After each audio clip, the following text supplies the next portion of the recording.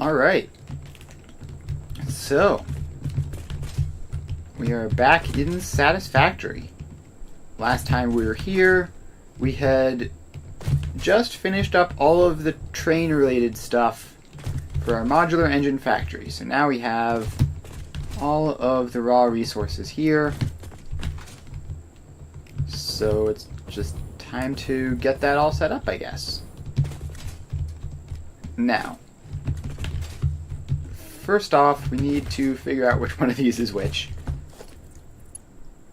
So let's get you on. So that's iron ore.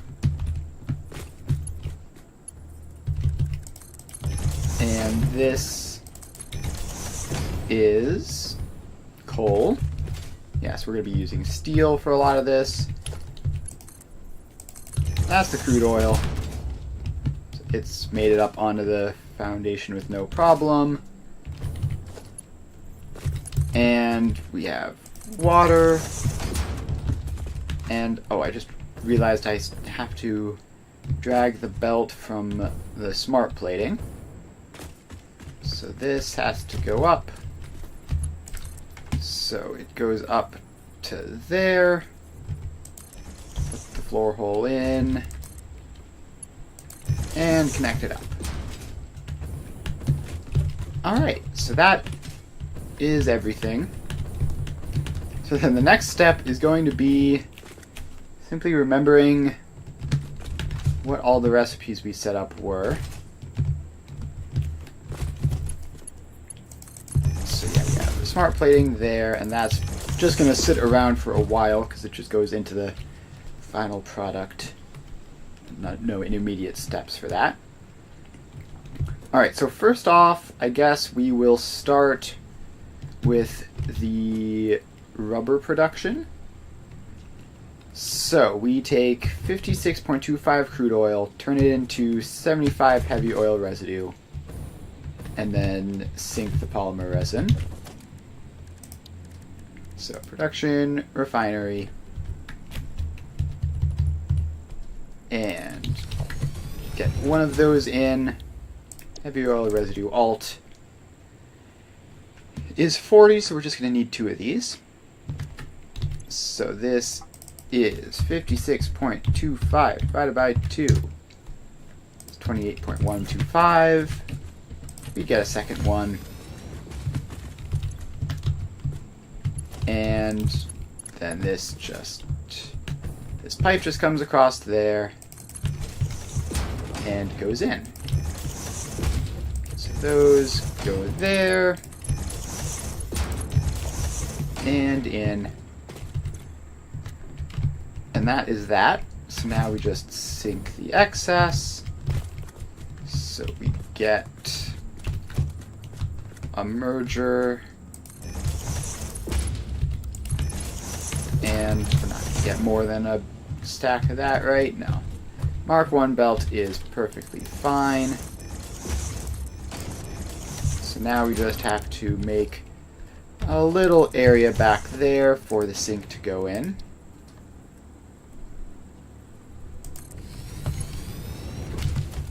Ah, this merger is facing the wrong way. So let's fix that. So it goes like that. And then all of these things connect across. Alright, then finally we get the output, which comes across this way. And we put in some junctions.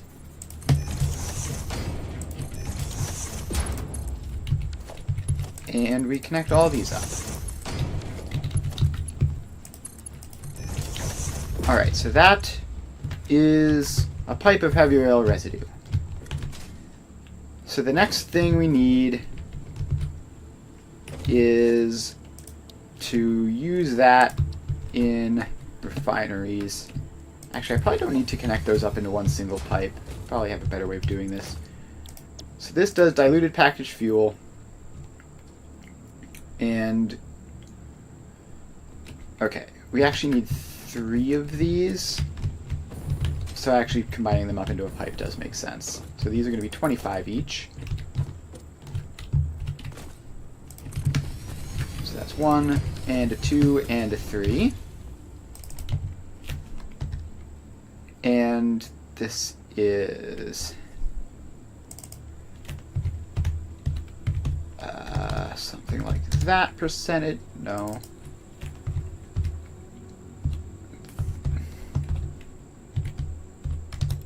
Like that.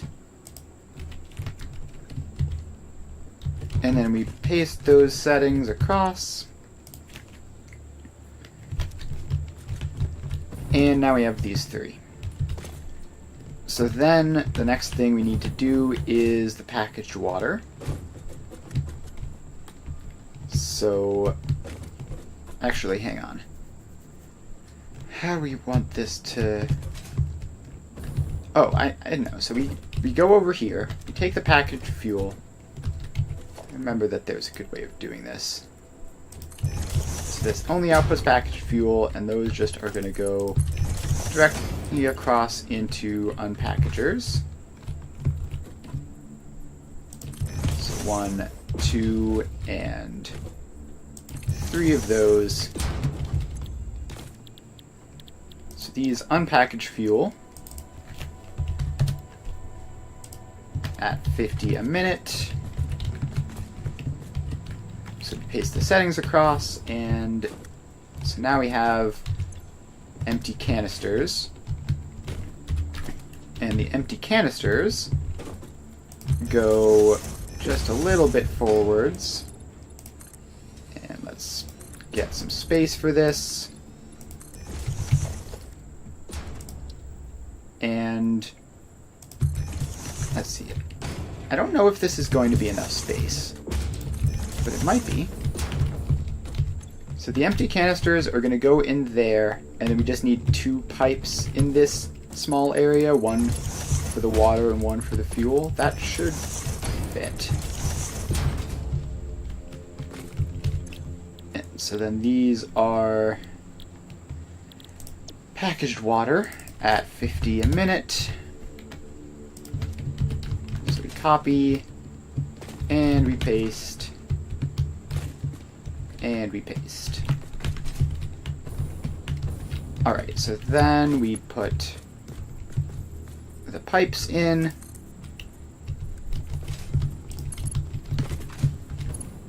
And this comes across to there. And then we get another pipe in, which I guess will go across this way.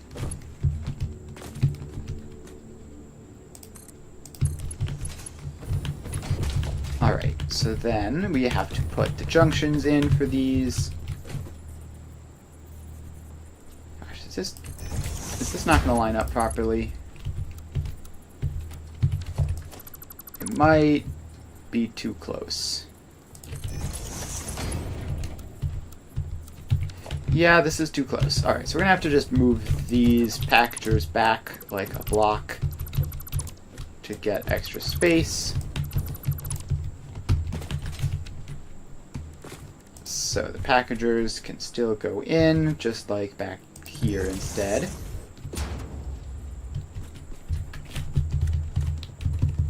And just make sure to have them still lined up properly.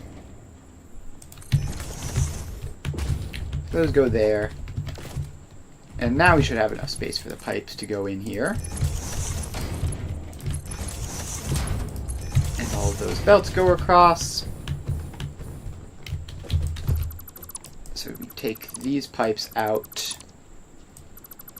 And I guess actually this pipe is going to be probably a good enough distance away.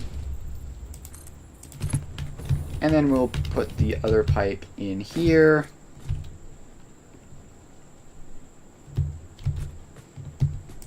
So it's going to be something like that.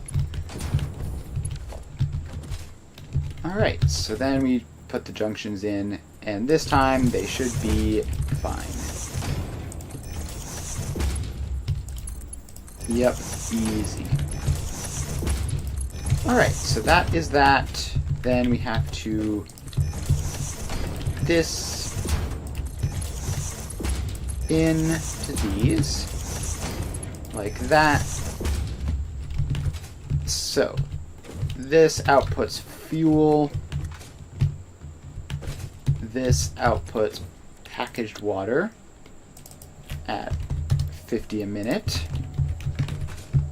To reset those. Alright, so then we have to take the packaged water back to these. Also, we need to make these connections go through. That's obviously important. Alright, so we take the packaged water just back to these three. And I think it'll be easier to merge them up, put them on one belt, and then split them here. Just for the sake of having them physically fit in the amount of space we have access to here. So all of those go in like that. Then this is going to need to be a Mark III belt, which just barely gets out. And then this belt just goes along this way.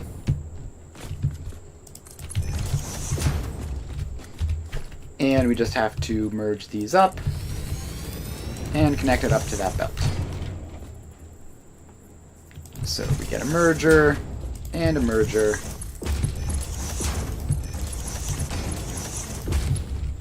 And so all those go together. That's going to need to be a Mark II belt, and this is going to need to be a Mark III belt because it's 150 in total. And that is the loop all set up.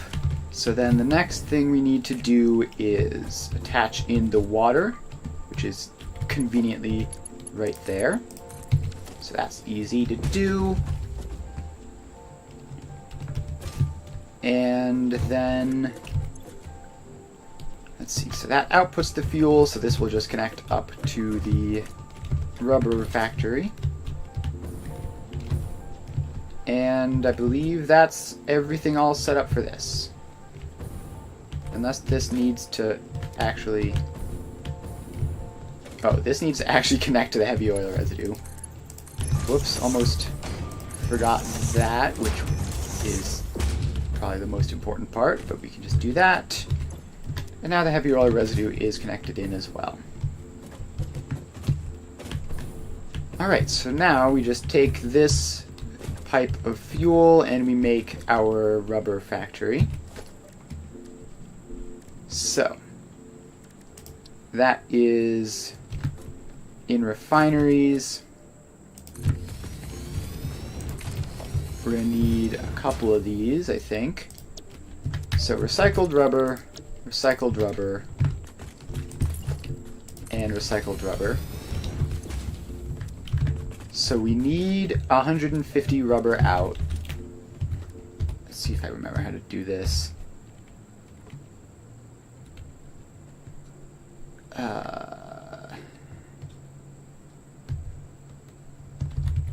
Does that...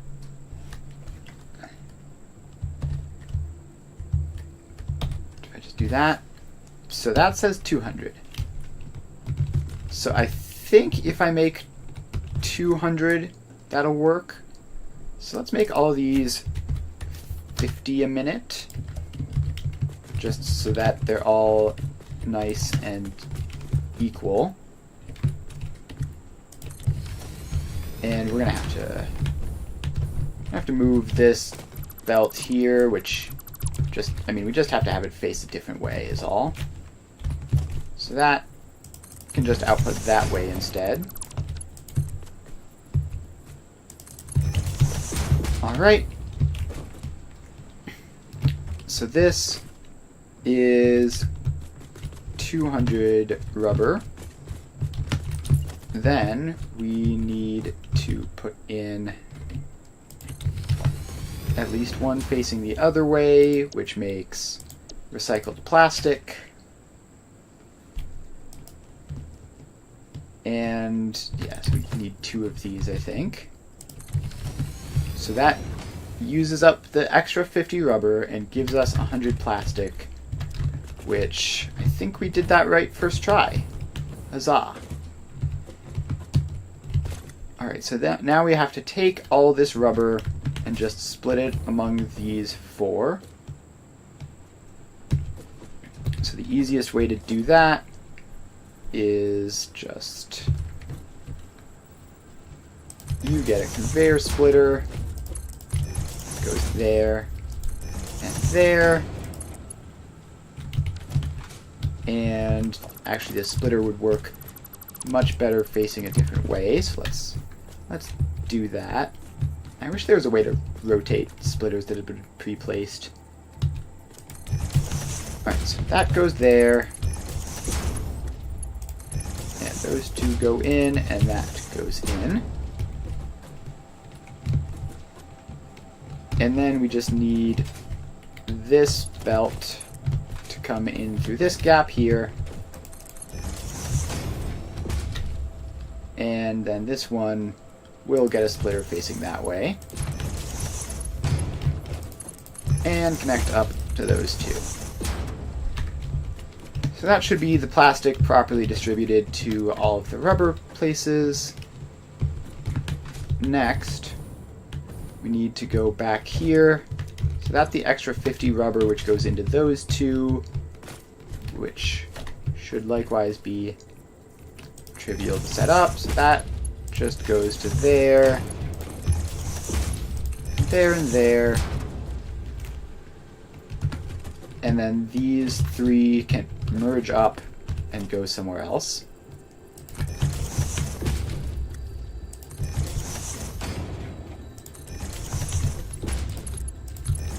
Alright, so then that is 150 rubber out.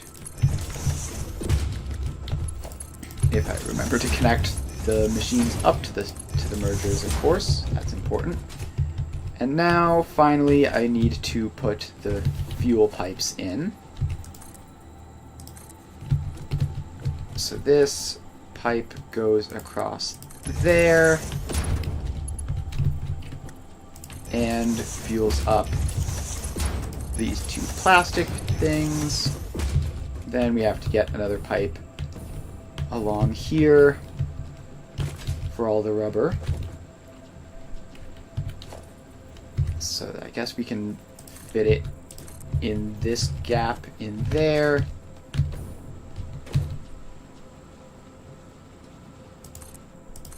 And just go like that. So now we just have to snap these in. What is that? Why did it do that? Can I just remove that portion? I can. Alright, that's fine, I guess. I guess we can just have it end on that junction there. A bit weird, but whatever. Alright, so now we just need to bring this so that the fuel line connects up to the other fuel line. Just like that. And then we attach it in to that pipe. And that should be that all set up. Alright, now that we've done all of that, I need to... Uh-oh. Oh, is it canisters? Yes, it's canisters. I was thinking containers. So I need to basically boot this up, because these are both loops, which means that they use resources that they were given to start with in order to produce the output. So if I don't throw some stuff in here, then we'll have problems. I don't think I need to fill these ones up, but I'm going to anyways. Alright, so that... Actually, yeah, no, these ones definitely don't need to be filled, but it doesn't really matter. All is good, and these should be receiving rubber. And then we just have to do the same thing with the empty canisters. So we need to throw those in. Which one of them is it? I guess we can throw them in the outputs here. And that should be fine. 1 and 2 and a 3. And these loops take a little while to set up, but that's fine, because they just need the belts to trickle around so that everything is started. But with that, we now have our 150 rubber. And we also already have the 20 smart plating, because I planned that out ahead. So the only thing we need is just 20 motors. So for those, we need to deal with these two belts, the iron and the coal. So first we need to make a whole bunch of iron ingots, 511.111 of them to be precise. And most of those are going into steel, but a lot of it isn't. Alright, so let's cover over this space. Alright, this whole area is like far away from the main thing, so we sort of have plenty of space over here. Not that I want to waste it, but, you know, not a huge priority like it was when we were building back right in the center of everything. Alright, so let's pop in a refinery and tell you to make pure iron. And that's 65 per minute maximum. 511.111 divided by 65 is just less than 8. So that works out nicely. 1 to 8 is a very convenient number. So we get, actually, gotta get the exact values in. Alright, so now we just get 8 of these. So that's 3, 4, 5, 6, 7, and 8.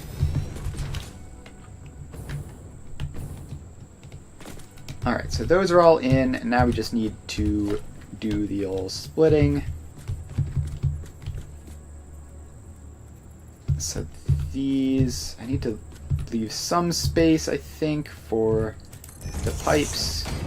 So that gets those two. That gets those two. And another 2. And the last 2. Alright, so now these all have to get belted in. This is 34 iron, so these can be Mark 1s, everything else is going to need to be Mark 2s or better. Alright, so that all goes in. Then we get a splitter there. Actually, these can be quite close. I want to compress this in towards the middle just a little bit. So then those Mark II belts go in there. And then they go out like that. Alright, so now we just need to merge these last 2 up which I think is going to be a Mark... I think it's just going to be a Mark III belt. 34.4 times 8. No, it's 275, so it's just barely more than a Mark III belt, which means Mark IV. Although these intermediate bits can actually be Mark III, because it's obviously half of that.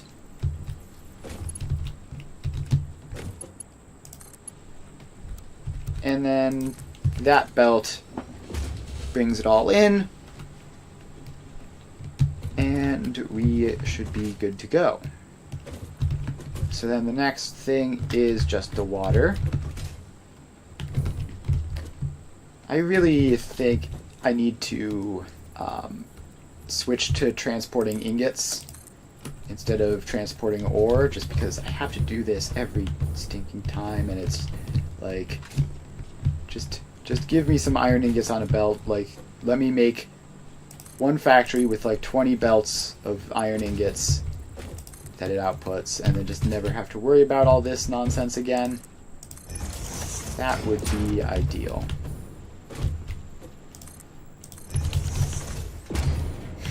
Of course, it'll add to complexity because there'll be one more thing that I can potentially run out of in the process, but it's especially going to be like borderline mandatory when I get to aluminum, because I'm not doing complete aluminum setups every single time. That would be absurd.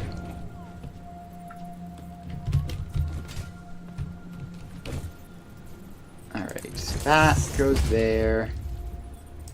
That. And that.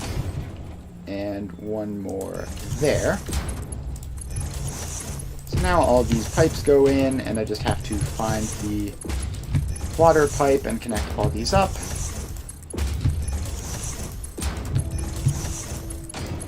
Alright, so that should be good to go. Now where is the water? The water is all the way over here, it seems. Yep, just basically as far as it could possibly be in this factory. That's fine. This comes across now.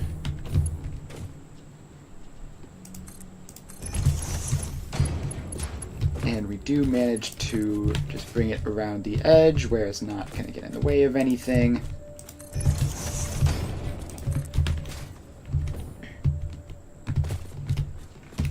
Alright, just a little further, and in it goes. Alright, and the water is starting to show up now. So there we go. Now we have all that. So that makes a whole lot of iron, which we're going to need to either merge up or send to steel production directly. How much steel do I need? I need 300 steel ingots, which I believe is 1-to-1, right? No, it's 2-to-3. So I need to send 200 iron to meet up with the coal to make solid steel. And then the rest of it will be sent off to make wire, I think. Yeah, the wire for this recipe is iron wire. So if we need to get 200 of this, I imagine 200 divided by 63.889 is weirdly close to pi, actually. But not any valuable number. Fortunately, we can just merge it all up and then grab 200 out of it the old-fashioned way. So let's do that.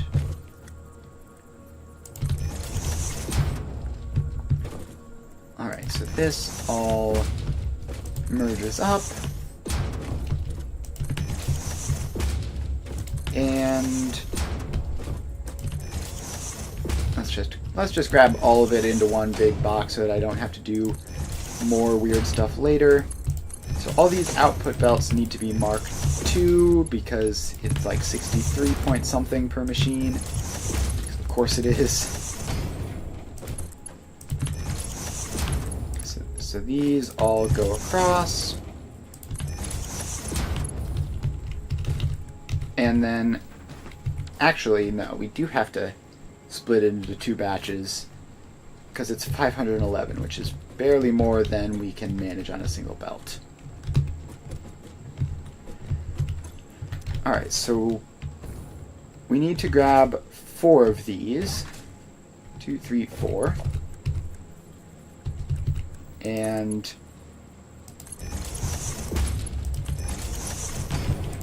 that should be... Actually, make sure that that works. 255. So yes, this does all fit on one belt. So we have 4 of those. And then this last merger needs to be pointed the other way.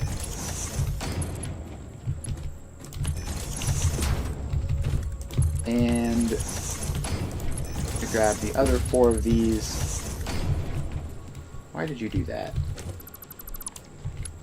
Also, these can also be Mark 3s, actually, come to think of it. This is going to be the other 255. It's exactly half. Alright, so we have those, and we have these. So, what we need to do is take a belt with 250 some items on it and get 200 out. Now 200 is a nice even number, so it shouldn't be too hard. So my immediate thought is you get 100 twice, which you can do 60 and 40, and then 60 and 40 again. So that should be relatively easy. So let's dismantle that. And so we get in a smart splitter, which is going to prioritize left any center overflow. So that will send out a full belt of 60 there. So that's easy enough. Then we just have to do it again. And actually, we can save some time. We're going to need 2 belts of 60. So that is a belt of 120, which is the same. So then we need to get either 80 and 2 batches of 40. Now 80 seems hard. 2 batches of 40 seems easy though. So let's do that. Left any center overflow. So this, actually no, 80. I just realized an easy way to get 80, so we can definitely do that. So this is a Mark II belt. And I should just put the splitter in for compactness sake. Alright, so we get... Actually, this has to be a regular splitter. So we get a Mark II belt, sending 120 over there. Then, we take 2 of those, because 120 divided by 3 is 40. So if you use all 3 of these, we get 40, 40, and 40. So if we put a merger in there, then this is 120 there, plus 40 there, plus 40 there. So this needs to be Mark 4, because it has to move 300. Or, no, it has to be 200, right? So this can be Mark 3 then. So we have 120, plus 40 is 200. And then we just have to place another motor there to take the remaining 40 off of that. Combine it up with just whatever is left after all of this, which is going to be some weird number, I think.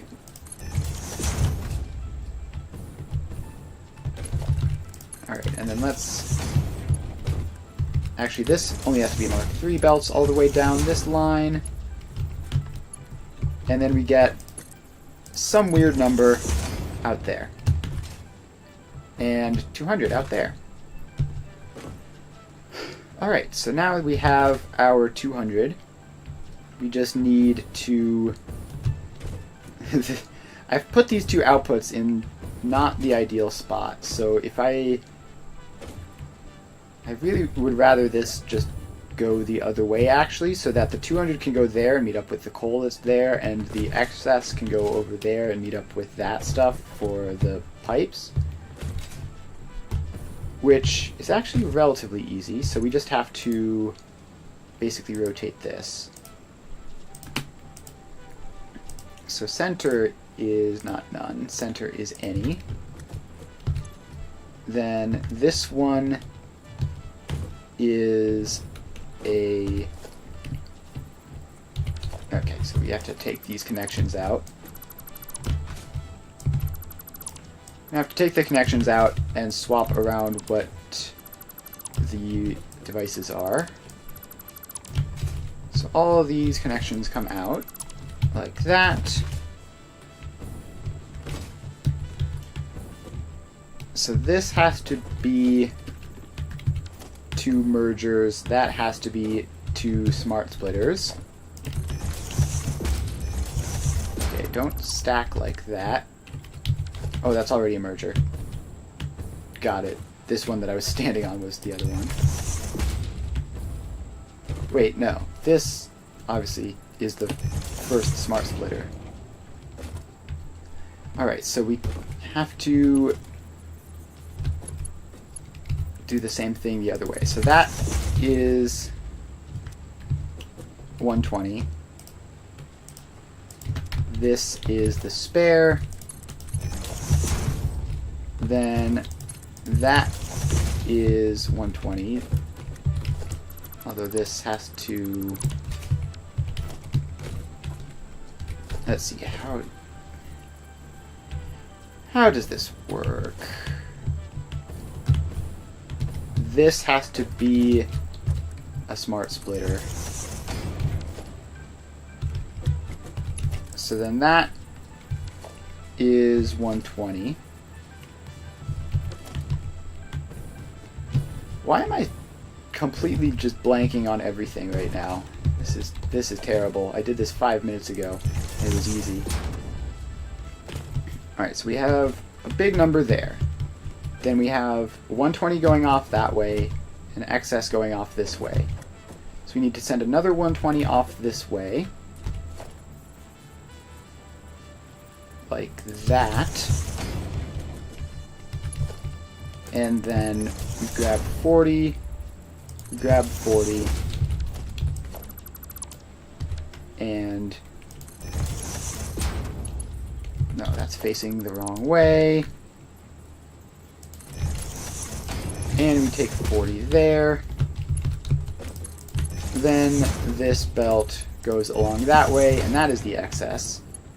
And this is the 200. Because it is... Let's just confirm that. And probably have to reset the splitters a bit. So that's any going that way. That is any to the right, overflow forwards. That has to be exactly a Mark II belt. So we have 120 there, 120 there, which is 40, 40, and 40. So this is 200. Alright. Splitting successful. So now we make the steel. Which should be able to fit in this space. How many of these am I going to need? Alright, solid steel ingots is 40 per machine and outputs 60. So I need, what, 5 of these? If I make this 50 out, then I would need 6, which would be easier. But the 60 output might actually be helpful for making pipes. I forgot that you cannot search for pipes at all. Okay, it is, but we need enough of them that it's probably just going to be easier to resplit them afterwards. So let's make these 50 per minute. And then we are going to need 6 of them. 1, 2, 3, 4, 5, 6. Alright, so those are all in. And we just need to get a 1 to 6 splitter, and then we have to get the coal in, which, do we have space down here for... Not really. Alright. Would love to have a logistics floor for this, but we can just do it the other way. Alright, so first we need to split these into batches of 3. So we have that batch of 3, and we have this batch of 3. So those all go in there, and these all go in here. Then we just need to split them into a batch of 2,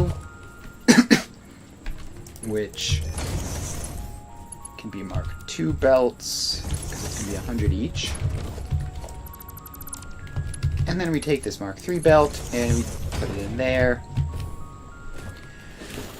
Alright, that is 1 row of splitting done. And now I would really love to have a logistics floor for this. And actually, I could make a simple one above. Yeah, let's do that. It'll be marginally easier. And a little bit neater looking as well. So we put that in, and then we just have to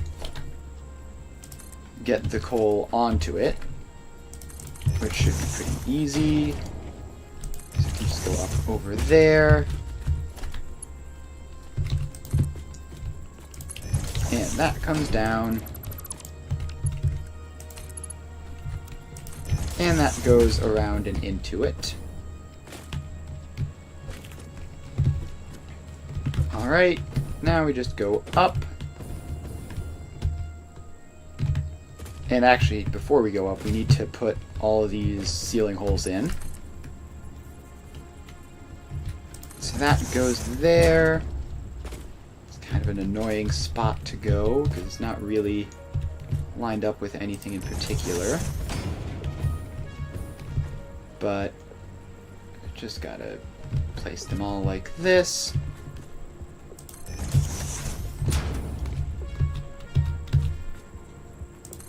Alright, that one goes in.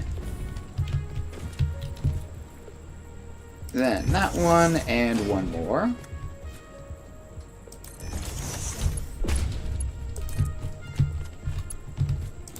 And now we just drag the conveyor lift down.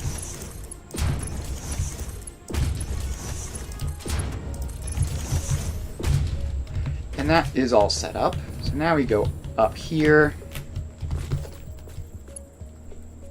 And we put the other side of the conveyor lifts in.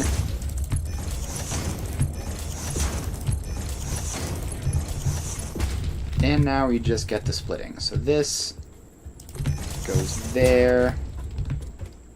And there.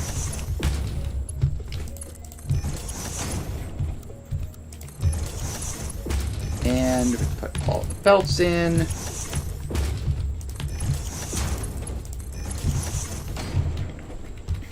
And then we put this belt in.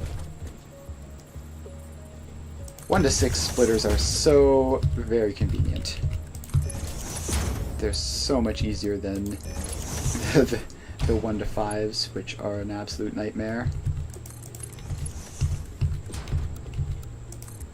Alright, so then that goes in, and the coal can come across.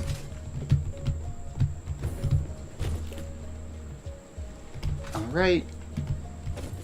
I was wondering why these belts are empty. Obviously it's because these are iron ingots, which haven't been produced yet. Alright, so that is steel done.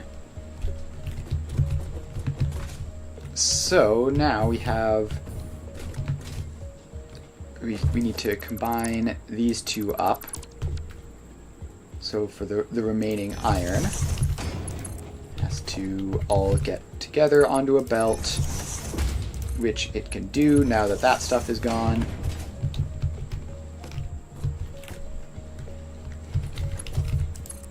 So this can go over that way. So is it about time to start up a new floor? So we need to use the steel to make pipes, which should be easy. And we can do that on this floor. The rubber is good. We need to use the iron to make wire, which we can also do on this floor. And then we're going to go up to the next floor to make the rotors and stators, and then maybe one floor after that for the final putting everything together, although probably we'll have enough room to do it all on the next floor. So yeah, let's make the wire next. So we need 560 wire, which picture is just a constructor recipe. Constructor, iron wire, 22.5. 560 divided by 22.5 equals 24.8 something. Alright, well that is an annoying number for multiple reasons. So let's actually take it a lot lower than that. 560 divided by 32 is 17.5, and that is extremely manageable. So we're just going to have 32 of these, which is going to be a big splitting situation. And a lot of constructors, but they are just constructors. So it's not like it's a big deal. And we're going to need a respectable amount of space for the splitting. And this is quite cramped.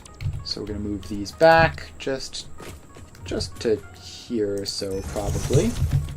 This should be plenty. Sorry about that. Really need to stop sneezing on camera. Alright, so then this is iron wire, and it was 560 divided by 32, which is 17.5. So 1, 2, 3, 4, 5, 6. And we'll go over here. 7, 8, 9, 10, 11, 12. Hello. 7 key, please. Okay. The entire build menu was not working for a moment there. Seems to be better now. We have, what, 12 now? Well, we're definitely going to need more at any rate, so I would assume 12. 13, 14, 15, 16, 17, 18, 19, 20, 21, 22. Actually, I think this would be a lot nicer looking in 2 rows of 16. So let's take some of these down. We're down to like, what, 19, 18, 17, 16. Alright, is this 16 constructors? 1, 2, 3, 4, 5, 6, 7, 8, 9, 10, 11, 12, 13, 14, 15, 16. Yes, it is. Cool. Alright, then we're going to go and... Oh, I just had an idea of how to get this nice and convenient without worrying about space. It won't be perfect, but it should be more than good enough. We're going to need multiple belts in this area for output, because we're outputting 560 wire, which is a lot. So it would be easier to just have it so that each of these just outputs one belt. So I'm going to have them both pointing inwards. So the other ones are going to be facing this way and outputting around here as opposed to facing the same way as this. And that way the two belts will be right next to each other. So let's get that spacing in. So we're just going to have one merger. I have a healthy amount of space, then another merger, and then another constructor. So this is that, and then we're going to need more space behind them for the splitting. So let's fill all that in. And so that is, for the second row, we have 1, 2, 3, 4, 5, 6, 7, 8, 9, 10, 11, 12, 13, 14, 15, 16. Alright, so these are all set up. Now we need to do the splitting. So we start over here, and we get a splitter every other constructor. So we skip one, and how do these line up? Then we get another. Then we skip one, then we get another. Skip one, and another. Skip one, and another. And we just have to do this until we're all the way done with all of these. And let's just do both rows at once. So we... Actually, where was the last one here? I want this to be symmetrical. It was on the last one. So we put this in there. Is that facing right? No, it is not. So then this one goes there. Then we skip the next one. And we just skip every other one until we're at the other end. And then we're going to have to spend a while hooking all of these up. But it shouldn't take that long. Alright, and then I forgot to put the recipes in for these ones. That's fine, we'll do that later.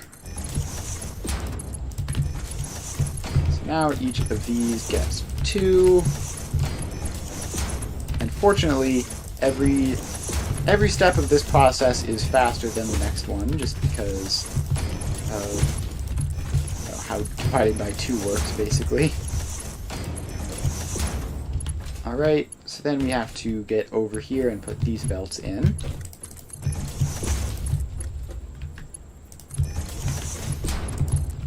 Alright, what on earth happened there?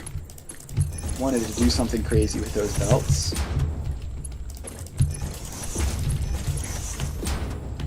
Alright. now these all go across. Bit of lag there from the autosave.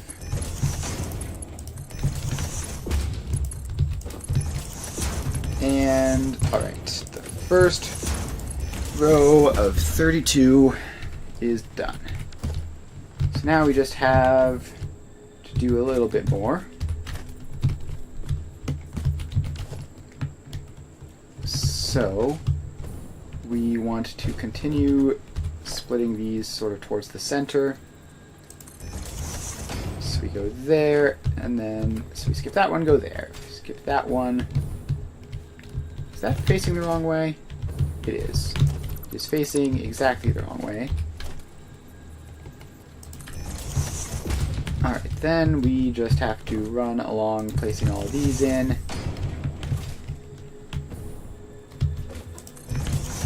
And we're definitely gonna forget to place a belt in between some of these at some point. Alright, so these all go across. And yeah, it's like literally twice as fast. Alright, so now we just have to get these belts across, and now I need to know how fast this is. It's 9.7 in, so we're going to be good for Mark 1 belts for quite a while, basically. So this row rounds up to like 20-ish on these belts that I'm placing right now. And the next one will be 40, and then the one after that will have to upgrade to Mark 2. Alright, so now we hop across and we get these ones.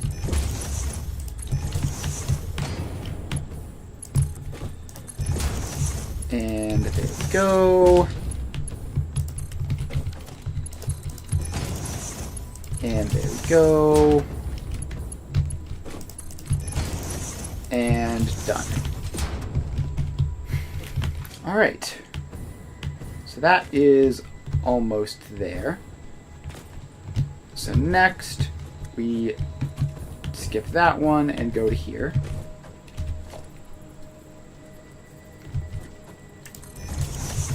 And we skip this one and go to here. Is this backwards again? Yes. I could have sworn I very deliberately flipped it around to be facing the right way. Oh, because my scroll wheel is all messed up. Yeah, my scroll wheel is not very consistent. So a lot of times when you try to scroll in one direction, it'll get confused and try to scroll in the other direction. That must be what happened there. I scrolled one tick in each direction and it got confused and didn't do anything. Alright, so then this one, I did it again and again. Alright, get that one, skip that one, and that one.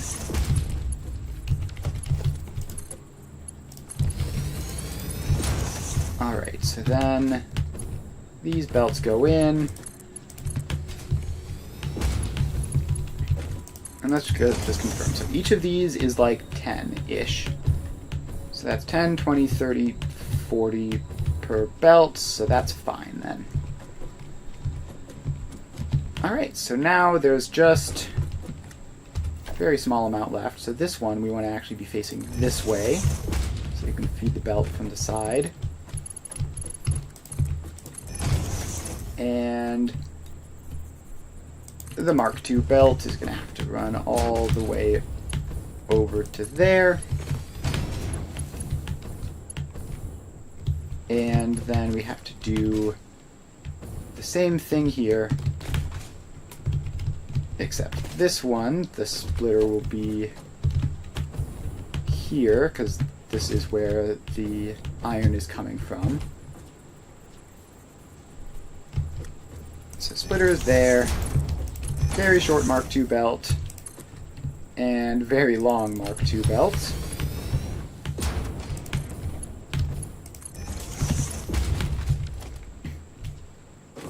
And then we just need one more, which I think Mark III belt should work for that. To go there, and then all the way around to here.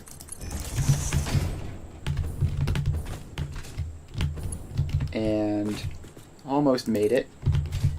Oh, it's gonna do that weird little crooked thing again. So let's make sure it doesn't. I guess by going default mode.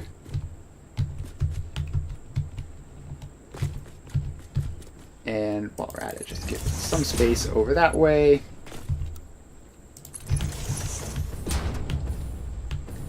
And there we go.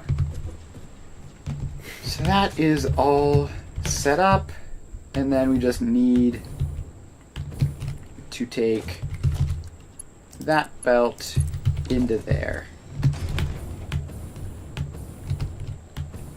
And is that good to be 270?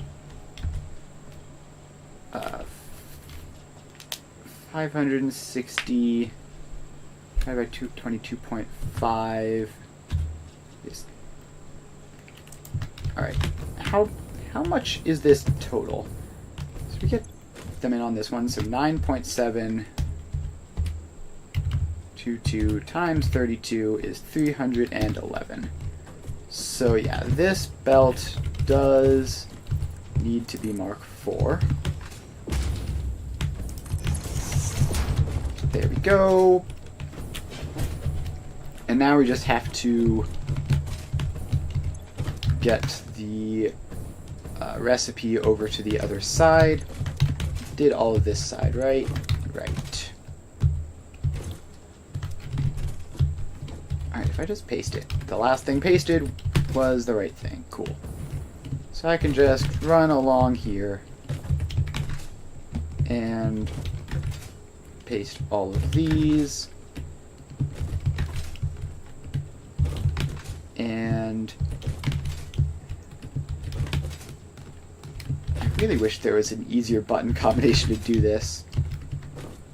Control V is like I have to completely move my hand around on the keyboard, which stops me from like just hovering, like jetpacking along the top and getting them all as I pass. I have to like take my hand off the WASD and the spacebar and everything. Alright, so now we have all this. And these are all successfully set up. So now we just have to make our mergers, which despite the fact that they could almost all merge onto one belt, can't do that because that belt would be moving too many resources. So we're going to carry these along on two belts instead, each of which has exactly half, which is just very convenient for keeping track of where all the resources are. And probably I'll just have to like split these belts into two at some point, and then I just won't have to do that because they're already pre-split.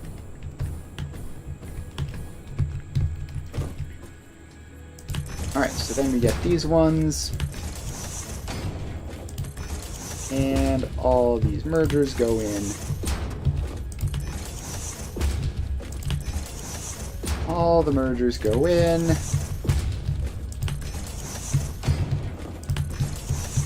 And we just keep on going across.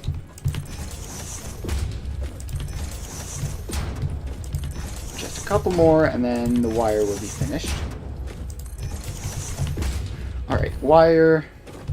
Well, I was going to say wire is finished, but obviously it isn't, because now I need to connect all of these into the mergers.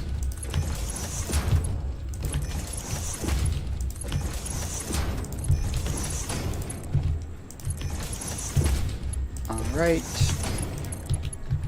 So these go all the way across.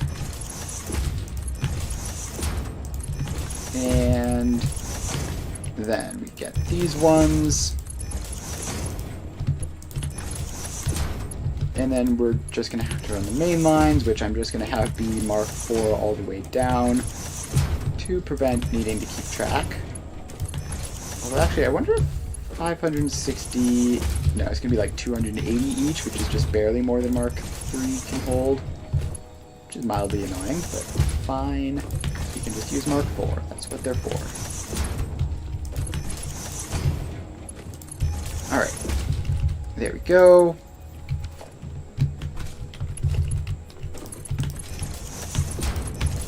And now we can, if I'm careful, get these ones pretty quick just by running down the line.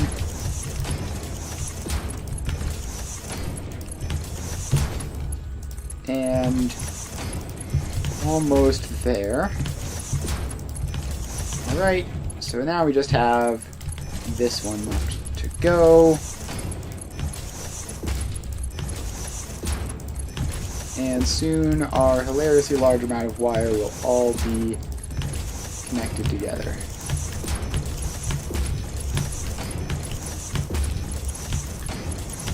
Alright, there we go. And then when we build the next floor, these are just going to go up onto it. So then the final thing to do on this floor is the steel pipes. We have all this steel, and we need to make some pipes out of it. How many pipes? We need 200. Actually, is this... I assume that just going like this isn't going to work right. No, so that's 30 per minute. So I need at least 10 of these, and I have 1, 2, 3, 4, 5, 6 of those. Alright, so let's get these. So because it is 30 per minute, I can do speed balancing very efficiently and not have any problems with that.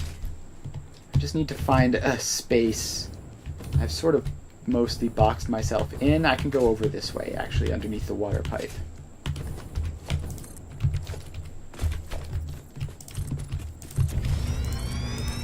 Alright, so let's just drag that out a little bit.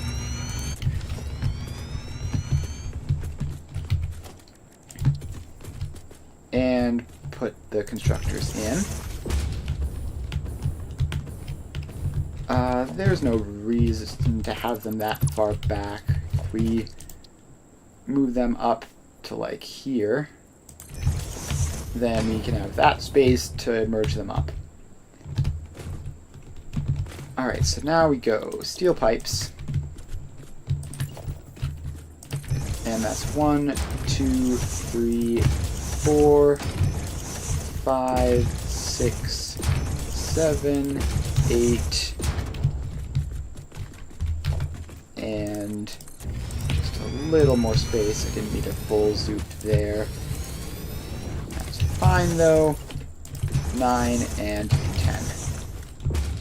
Alright, so we start off the same way we've been doing all these other ones, with a splitter every other one, but then we're going to change that shortly.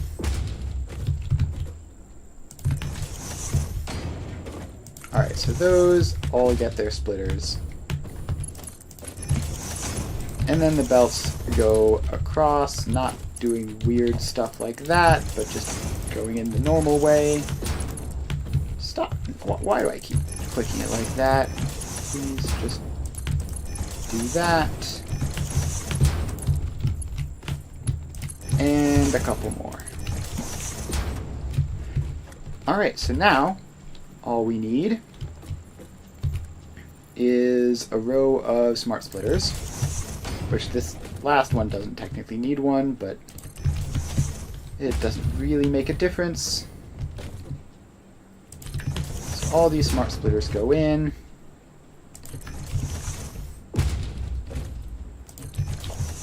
And then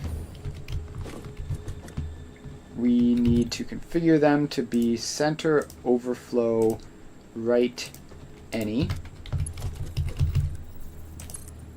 And how much steel is this? 300, right? So we do need Mark IV belts to start. So these all go across. And then, by connecting these up with Mark I belts, means only 60 will go into each of this, which is conveniently exactly how much the constructors need. And done. Load balancing complete. Now we just have to merge all of these up and throw them into that belt. 3, 4, 5, and 6.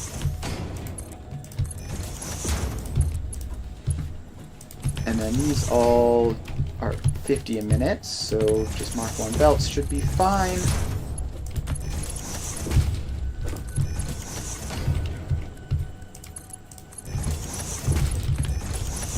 And then these all get to be Mark IV straight belts.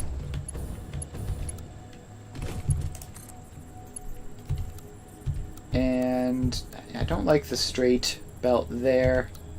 Just go with a curved belt to make that connection over. And that is the steel pipes all produced. Alright, so then the next floor, we're going to go up and we're going to make stators, rotors, and then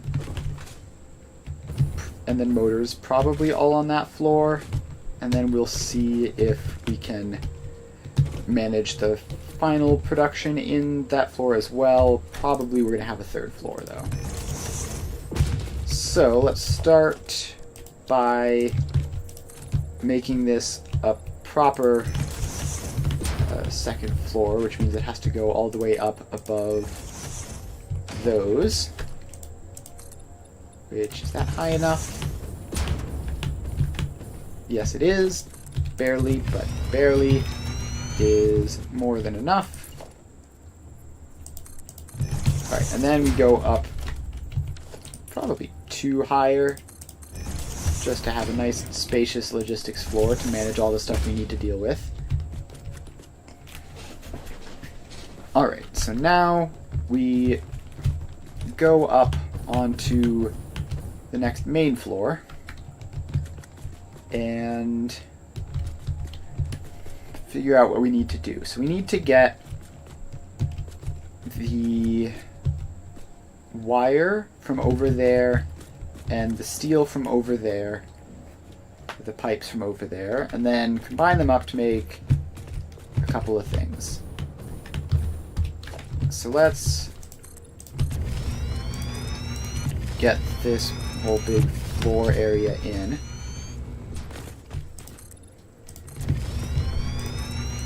Alright, so let's have that as a start at least. And then if we pop down an assembler and we say that it is for steel rotors, it's 10 steel pipes and 30 wire for 5. And I need 40 of them.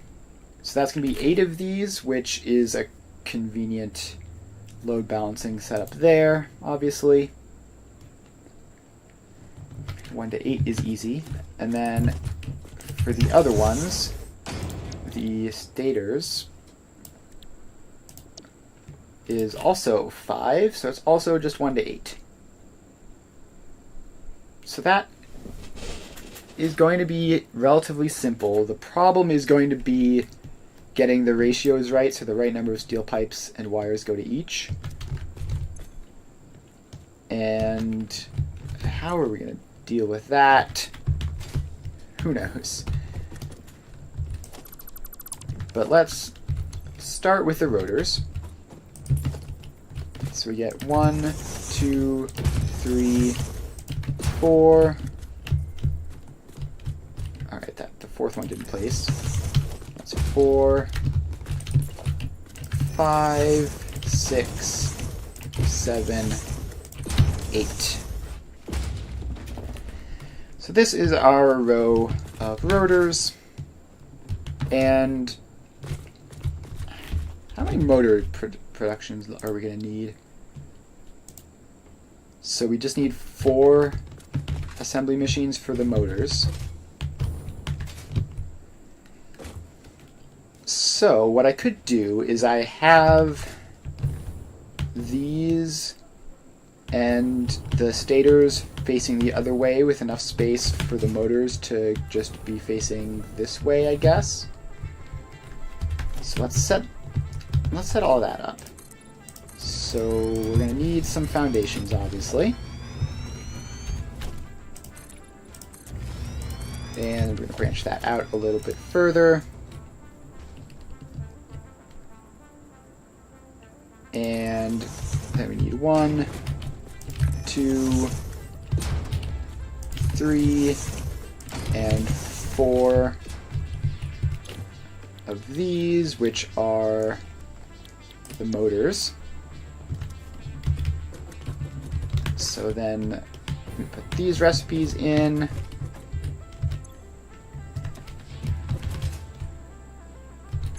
And so each of these needs 10. Each of these makes 5. So then we just put 2 of these into those. And then we're going to need to do the stators just like mirrored over here.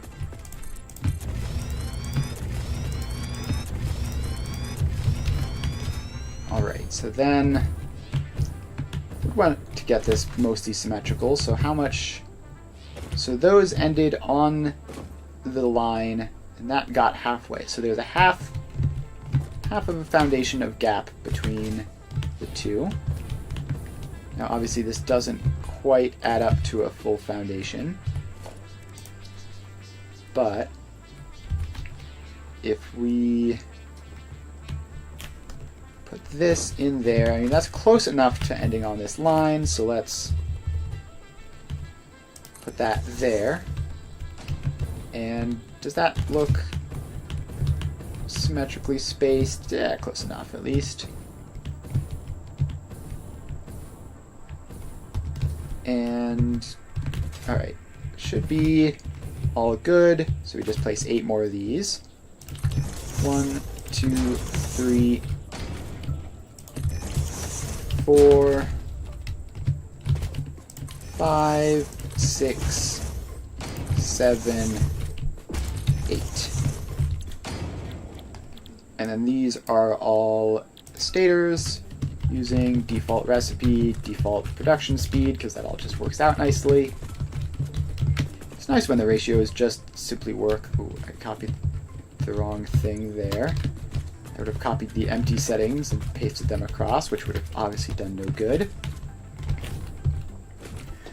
Alright, so now we have all of that. So then these are going to merge up into the motors. So we just need to, now that we know where all the machines are, and I assume this should work out pretty easily. It actually won't be completely trivial, but let's get these connections just to make sure that it actually works. So those two connect together like that. And we're going to need to fill out this interior space with foundations so that we can build in here. Then this one needs to go out on this line until it lines up there. So that just goes like that, and that goes into it like that. So then the next one has to also line up. So it lines up sort of here-ish until it goes in there.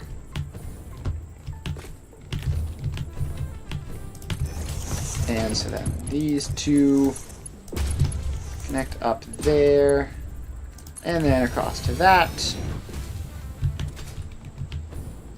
And then finally this, well, not finally. Did I do the math wrong? Did I do... Oh, yes, I did. This isn't supposed to connect up to that. It's supposed to go over to the next machine. Alright, so this is the one which comes over to that. And then they all combine up, and then we have one more machine, which is just past the line here. So it's going to be somewhere like... Yeah, I mean somewhere like that. I guess we can line it up using that one too.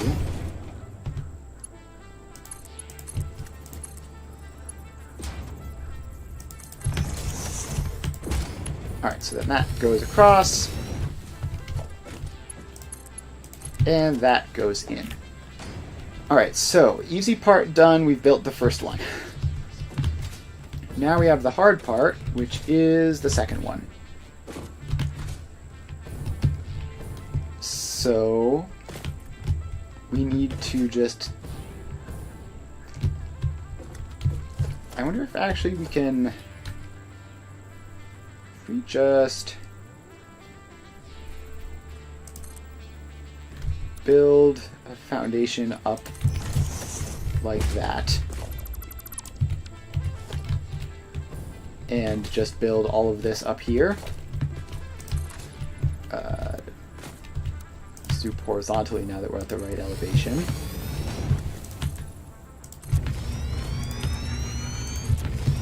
And then we will probably just remove this actual foundation once we're done with it, because it kind of looks ugly.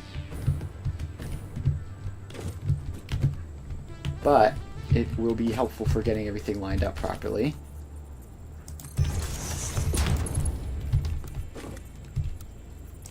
So that goes up there and then down to there. And then this does the same.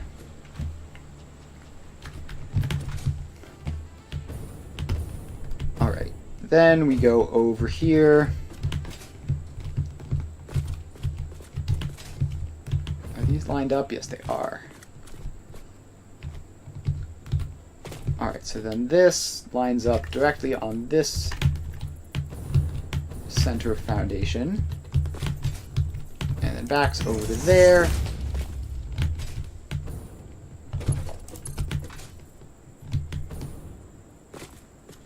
And then that just goes forwards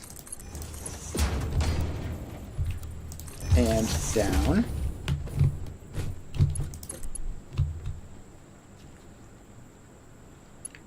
And then that goes up and in. So yeah, all these are just going to have to go up like this. So let's just get those all sorted.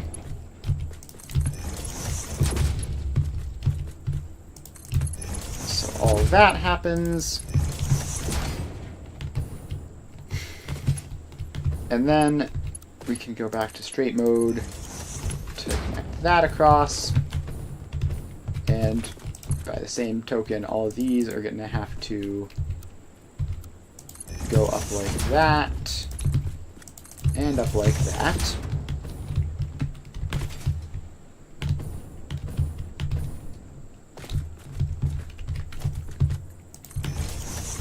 Alright, no, that's just slightly off center. That has to go there. So that goes along, and that goes along. Then we have this, which is back to... Is that right? No. One more over to the side. And now I think that is correct. Alright, so that comes forwards And that goes across. And what? 2, 3, 4, 5, 6. Oh, I forgot to combine the multiple parts up.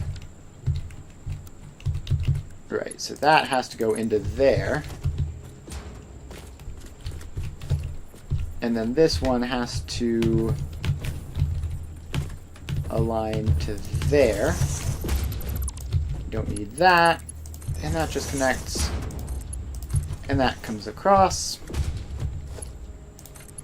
And that goes in. Alright, so that should be everything. Now we dismantle all of this foundation. And it should look pretty solid. We might have to remove a couple of support poles in order for it to look exactly right.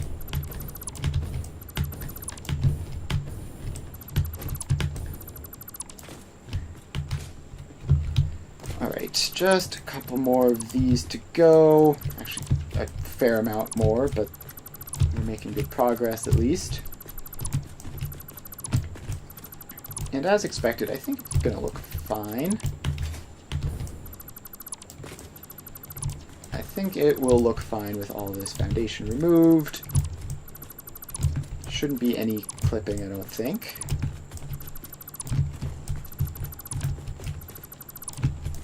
Alright, so all this goes away.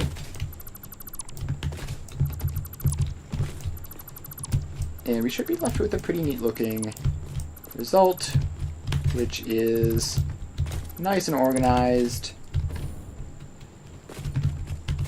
And so you gotta get rid of these little extra ones back here, which served no purpose to begin with. So all of this goes out.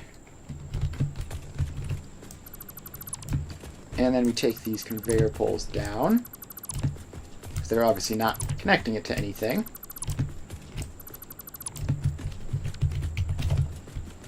And then there are a couple more conveyor poles over here. So all these go away. And alright, so that is the motors all hooked up. So now with that done, we have verified that this setup works. Now we have to go back a step and get the resources into these.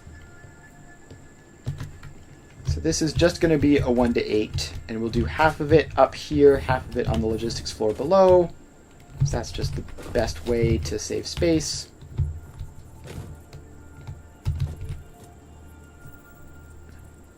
So we get these every other one, like that, and like that. So then these all get hooked up.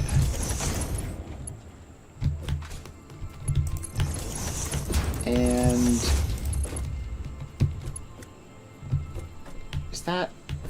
Alright, so that one is just placed on in front of the wrong one. So that goes back there. Wait, I just realized we need to put these in. Yeah, so I should have placed the conveyor lifts before placing all of this. Now I have to take it all out and move it back a little bit so that it fits.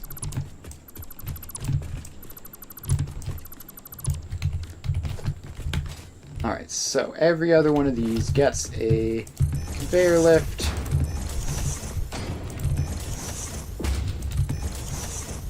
And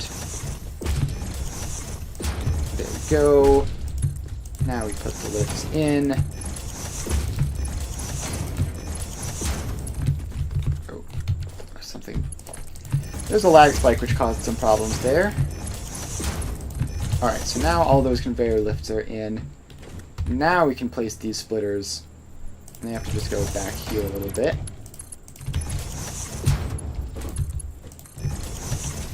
So these all go in. And then we get this one, which goes to these two. And this one, which goes to these two. And one last. Was I using mergers this whole time? I really hope I wasn't. No, I wasn't. I just clicked it wrong that one last time. Good. Alright, so now those all go together. And they all line up except for the first one. So we're going to move the first one back so that it lines up. There we go. Now they all line up. Alright. And next we just do the next row of this. So get one, skip one. We skip one, and we get this one. So then these do that. And actually, how much? So wire is 30 a minute, steel pipe is 10 a minute. So if this were steel pipe, then these could all be Mark 1 belts. Except for the last bit. The last one's going to have to be a Mark 2 belt. All the intermediate ones in this splitter array would be fine. So let's just have this be pipes, and then we'll worry about the wires later.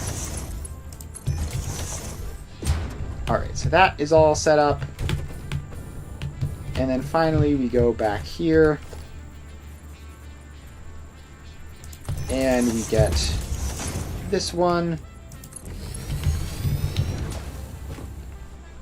And then it also has to have a floor hole, which is the exact positioning of that floor hole is going to be somewhat temporary.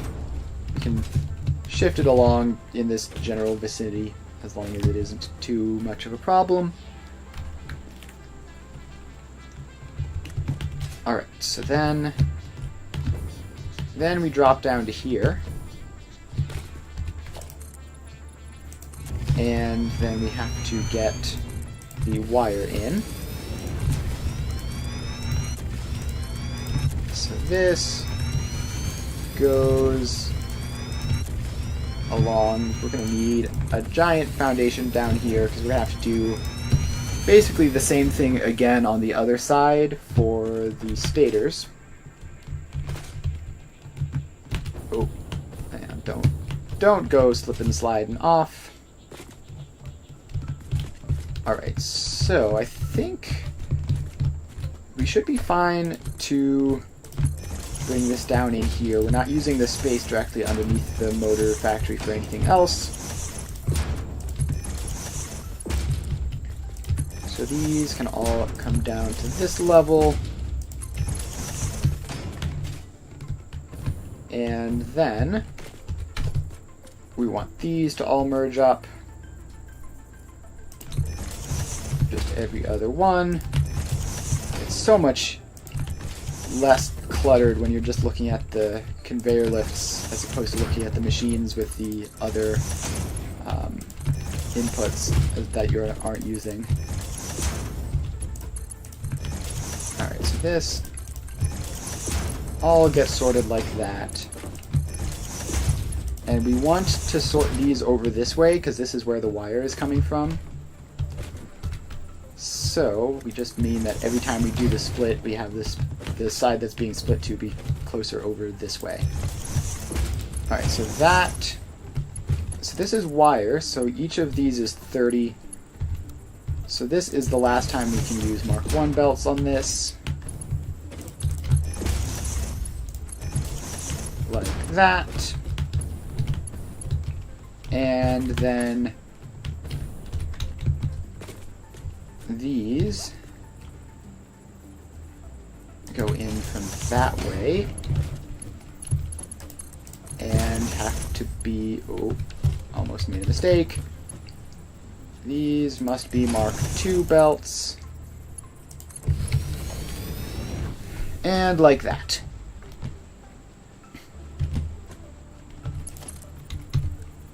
And then this has to be Mark 3 probably. Yeah, it's going to be 240 total. Alright, so then we have to get 240 wire into that belt. And then we have to do the same thing for the other side, but the numbers will be different. So we go over here, and the pipes are going to be up on the top, of course. And they're 15 each this time instead of 10. So, first things first, put all of the floor holes in for the wire to come up through.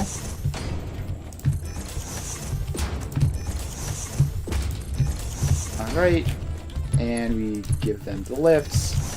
These are like 40 wire each, right? Yeah, 40, so Mark 1 lifts are still fine for this bit, but we're going to have to be careful about them in the future.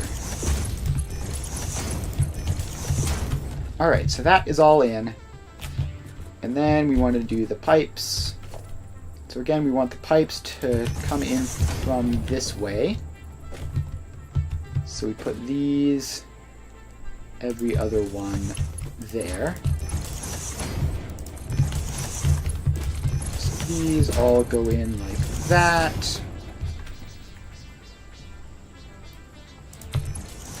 And keep going. And one more of these in. Alright, so that is that row done. Let's get more foundation back here.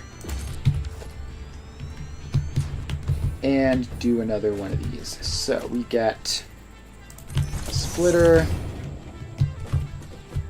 which goes to that one and that one. Then we have a splitter, which goes to that one and that one. And that's all done. Now, as for the numbers, this is 15, 30, 45, 60, so this can still be fed by a Mark 1 belt, but just barely. Alright, so actually, I think I want this to be facing to the right, because it's the final output. So that goes there, and there. And then we get our Mark II belt, which feeds the entire thing. And just confirm 15 times 8 is 120 exactly, so that should be perfect. Which is actually incredibly convenient, because the next step on the pipes is going to be splitting them properly, which that just makes very simple. Alright, so then we have to drop down here and get the wires in. Alright, so then these foundations have to go out a little bit further. And these lifts come down. Alright, so the lifts are coming down. Alright, so we have those. And then the wire is coming from over there, where our wire belts are. So we wanted to make sure that the splitting prioritizes that direction. So we get these in, just every other, just pop them all in like that. And then connect the belts up.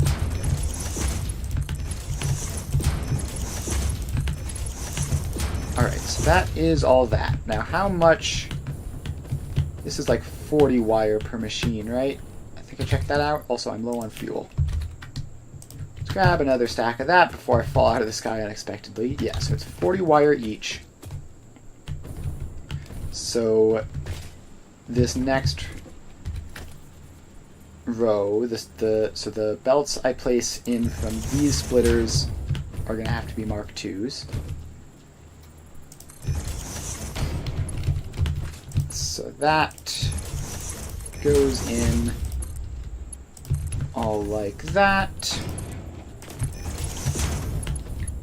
And then we get this, which I believe needs to be Mark IIIs, I think. So that's 40, 80, 120, 160. Yes, they do. And then this one is 320, although I want it to be facing the other way, because that's where the wire is coming from. So then that goes in all like that, and then that goes back that way.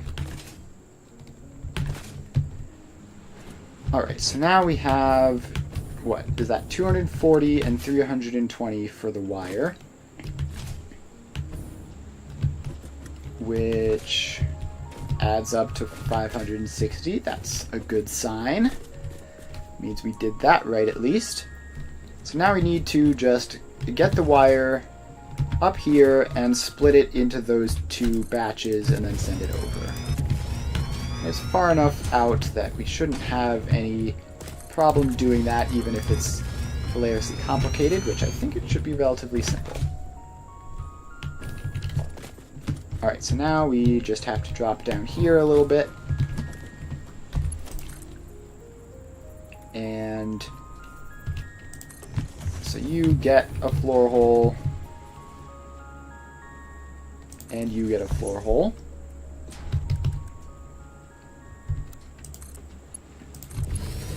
And then it all goes up. And so this is, what, 280 each? Which is not spectacularly useful, but I'm sure we can figure it out. Alright, so let's bring a ladder down so we can just climb up here. So we need 320 and 240. So if we have two batches of 280, in order to get either of those, we just take 40 off, right? So that's actually very straightforward. Cool. So we just put in a smart splitter. Gotta make sure I do this right, though. So we have the Mark IV belt going in. And center can be overflow. I guess right can be any. So, the right side is going to be a Mark I belt, which splits into 20, 20, and 20. So we take one of that and just, I've placed that facing the wrong way again. So we take 20 of that, and I placed it the wrong way again. Please, just be normal.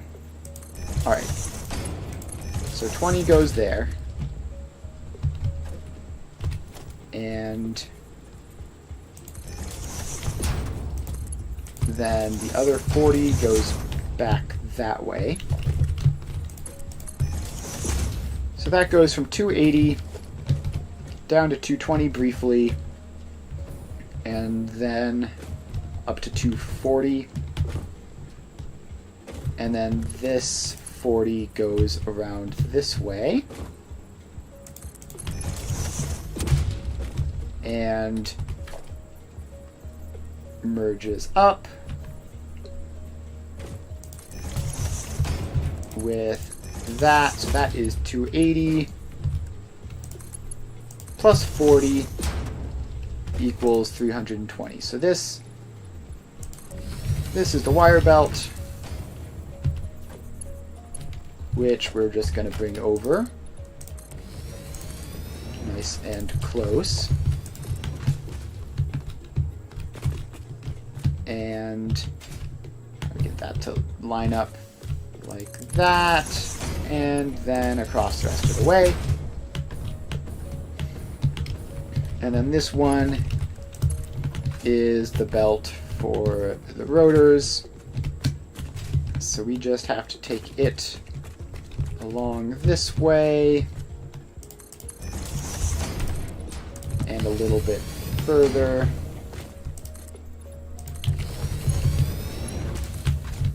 Although, yeah, so technically this doesn't need to be a Mark IV belt anymore, because it's only 220. So let's make that adjustment. I don't know, I like not having faster belts than necessary. So that is the wire all split properly. And then next up is the pipes, which by comparison are trivial, because this is 120 pipes, which means we can just take a Mark II belt off of our main supply and send it over there, and it'll all just work.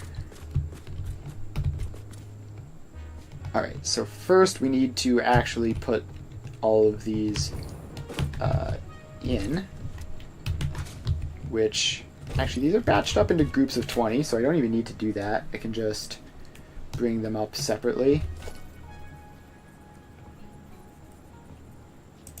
So let's just do that. So that's 20, 40, 60, 80. So that is going to be...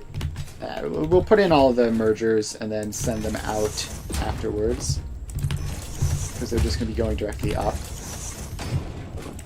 So it doesn't really matter.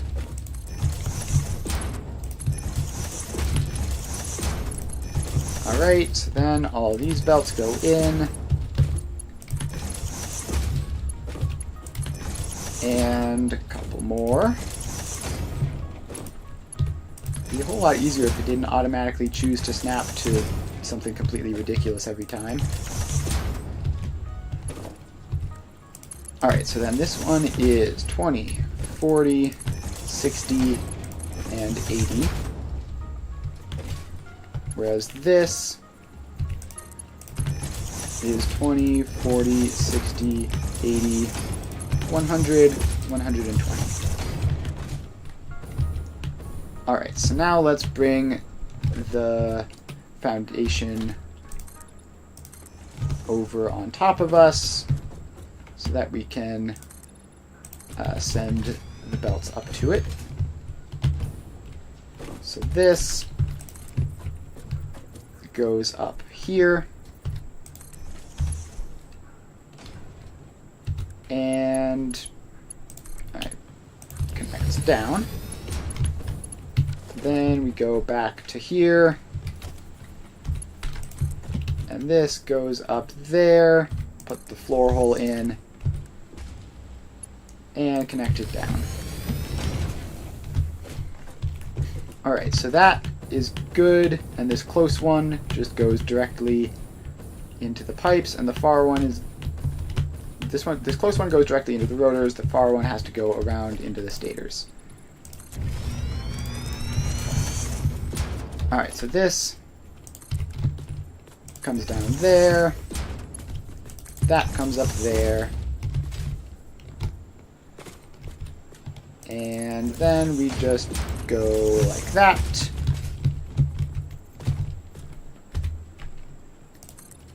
And then this one, we build a little bit of extra foundation along. Then that comes down.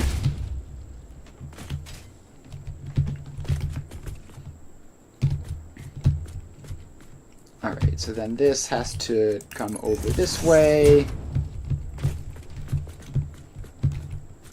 And then over this way, where it can meet up with this.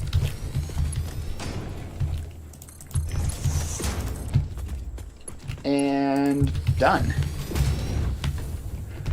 Alright, so with that, motor production should be all set up. And if we have motors, we have rubber, we have smart plating. Modular engines. So now we just have to put in 10 of these and do the old 1 to 10 splitters a couple of times. So, let's see here. We are going to need a bit of space. Actually, it might be easier to go up to 1 to 12. Yeah, let's go up to 1 to 12, just because 10s are a huge pain. So, we start with all of this.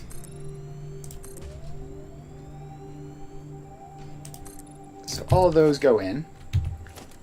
Then, not assembler, we need a manufacturer. And we need a fair amount of space to be left over for that to happen. Because we do need to do some splitting there. 1, 2, 3, 4. And this is only 4, and we need another 8. We are going to do this all in one big row for convenience's sake, though. So we're going to have to go out a bit that way and out a bit this way. So let's expand the foundations out. That's 5, 6, 7, 8.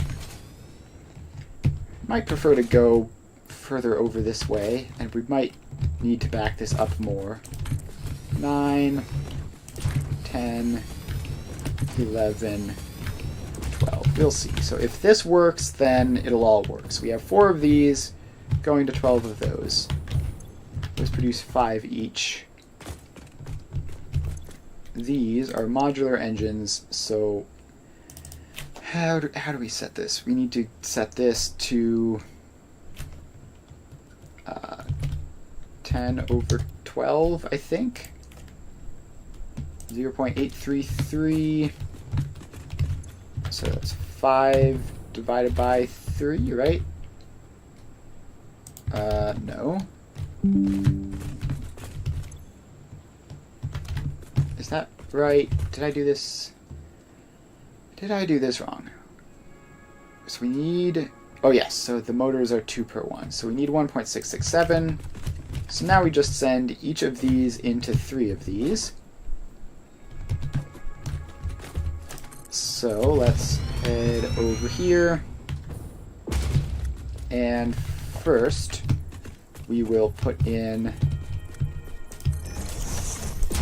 all of these to get the spacing right. We would not want to have another mistake where we don't leave enough space for them after the fact.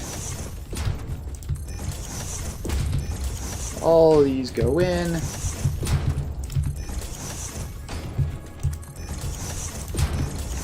And we just keep on placing.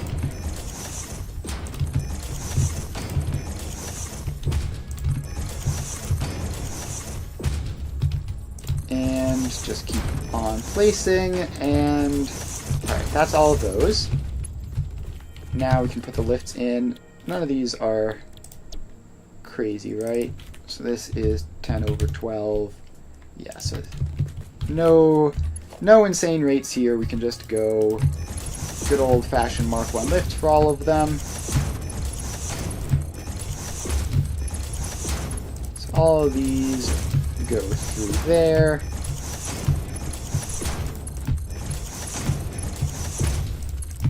And just gotta place all these in before I put the motor lines through.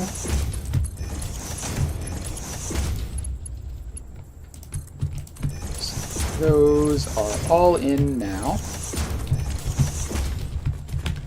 Alright, so now we just need to put in some splitters here. So you get a splitter which goes there, there, and there. And then we get a splitter which goes there, but we want to line it up, so we pop it in a little bit closer. And so this goes into all of these.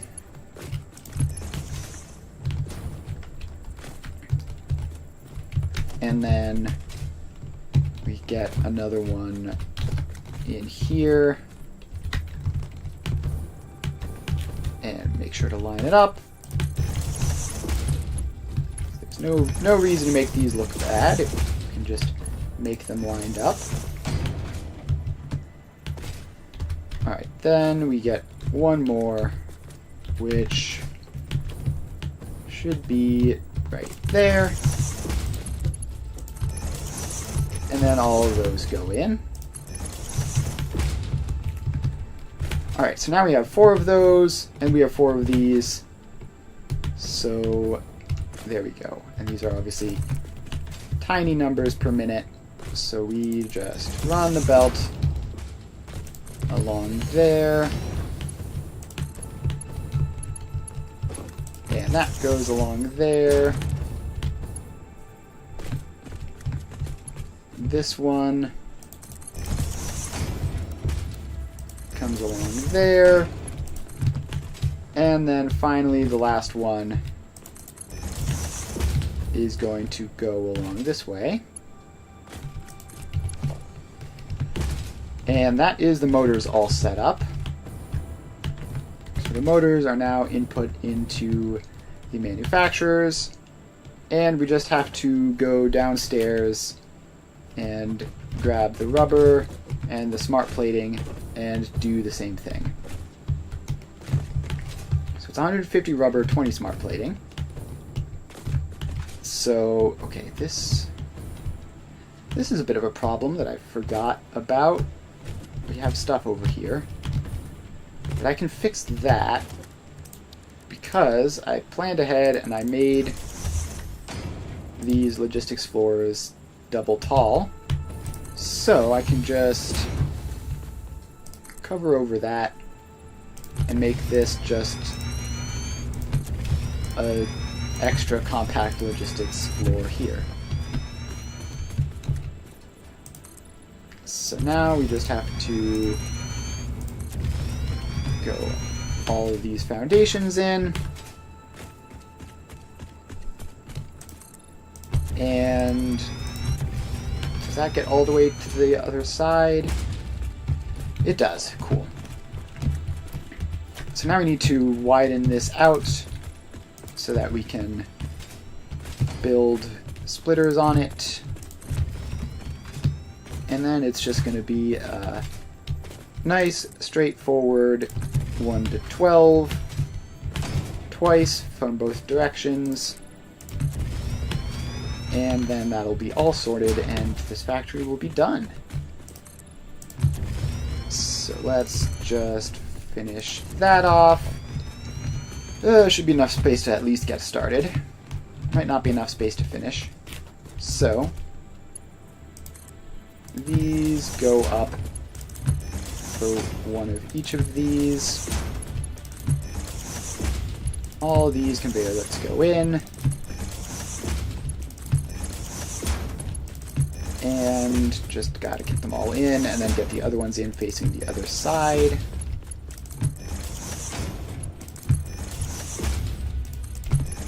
Alright, so then these all go in facing that way. Like so. And almost done with that.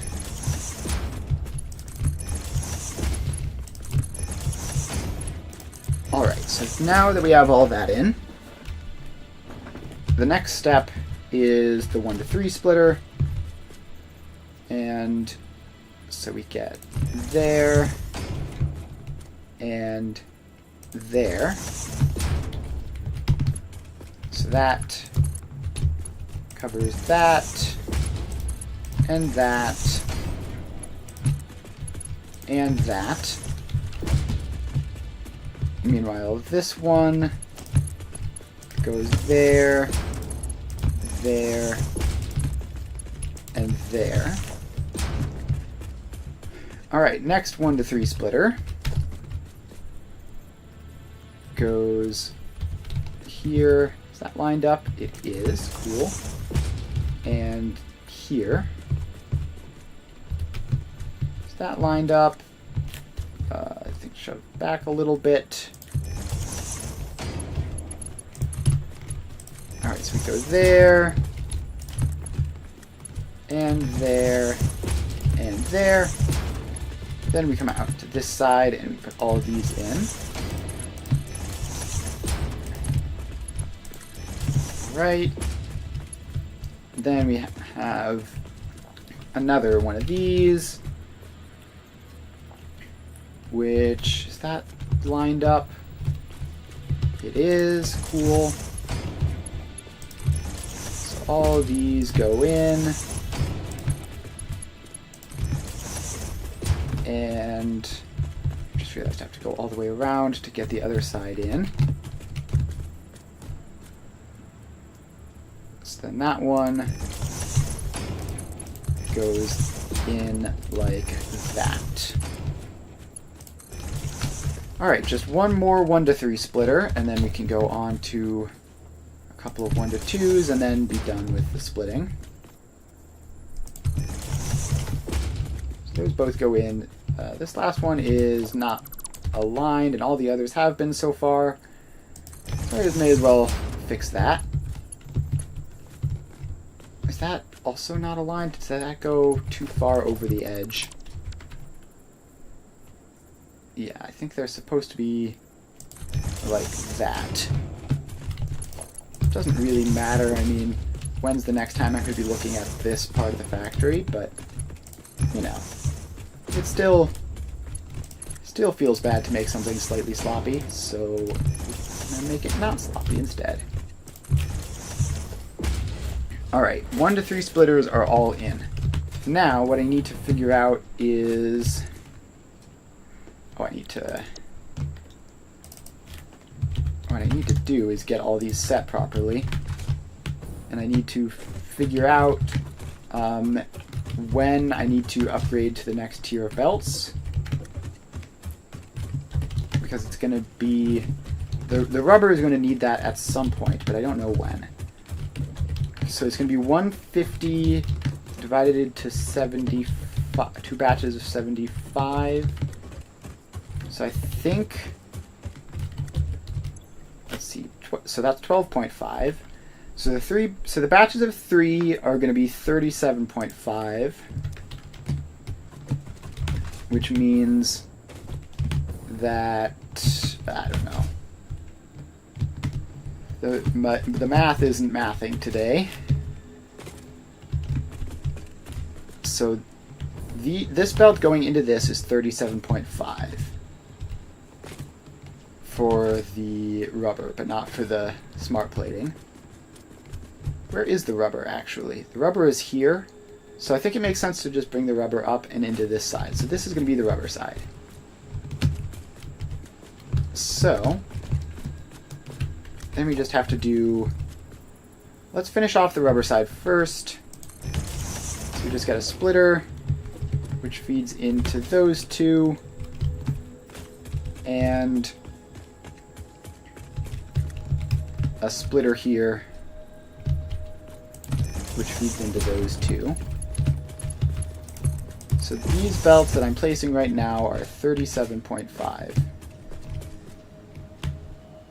I don't know what that belt is trying to do, but I get the feeling that it thinks it's too long. So that can just go in like that. Then we have to hop over here.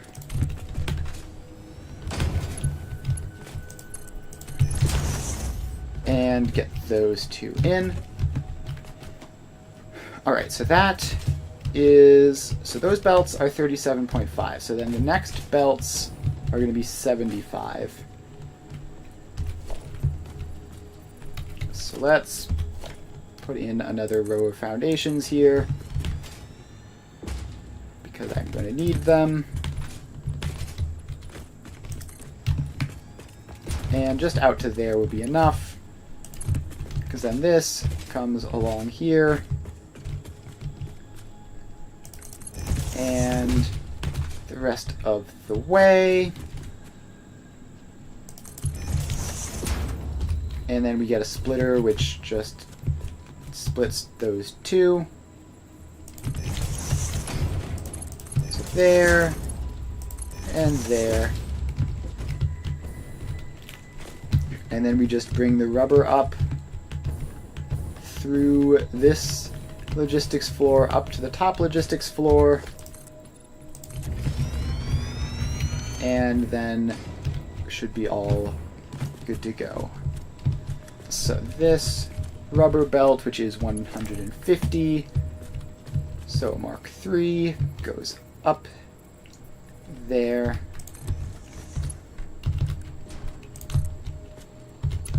And like that. I forgot I preloaded some of this. Alright, so now we have to go up here. And bring this out a little bit like that. And then it's gonna be fed from like here-ish. And go across there. Alright, I want to shift that back ever so slightly so that it lines up with this. So we want it to be one off of the center and lined up like that. Is that the correct alignment? I think it is. Alright, so then that goes there. That just goes across. And that is rubber. All the way into the final production. And I forgot we actually have rubber on the belts. A little bit at least. So now we have to come along here. Do the same thing from the other side for the smart plating. So let's get a little bit more space. And alright, that is fine. Alright, so now we just have to do the old 1 to 2s until it works. So this gets a splitter, which goes to there and there. And the smart plating is 20 total, so there's never going to be any need for belt speed upgrades or anything. Then we get another splitter, which goes to there and there.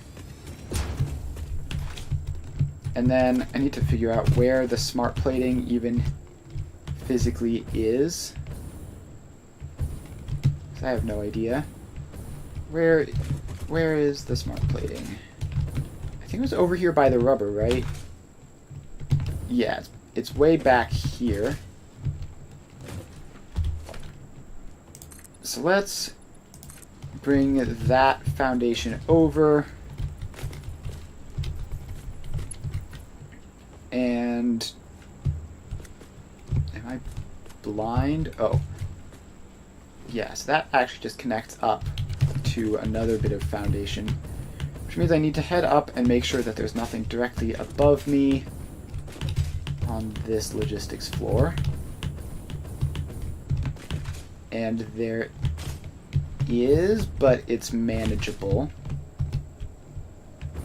So if we just send the smart plating out over this way instead, we can be clear. The smart plating really just, like, barely... Every single thing about the smart plating's movement has been, it just barely works.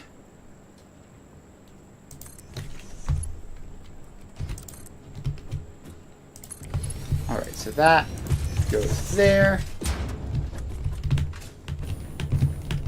And now we climb up to meet with it. And here we are. So this has to come out and then go all the way around, I guess. So it's going to come around here and... Oh, it has to get... Right, it has to get up to this level. Where this will be this is the reason I stopped what I was doing to do this, is I need to figure out where I want it to all meet up. And so that can go there. And then come out over this way. And a little bit more. And into there. And then, unless I've made some horrible mistake, that should be that. So, now I need to get it up, which should be fine. I mean, we're pretty much off the edge of the map over here. So that goes in to there. Then we drop down.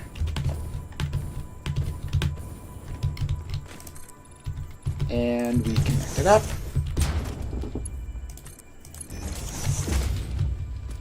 And actually I want that to be facing that way, I think. So then we go over this way. And we're almost there. So now we can turn here and grab the smart plating.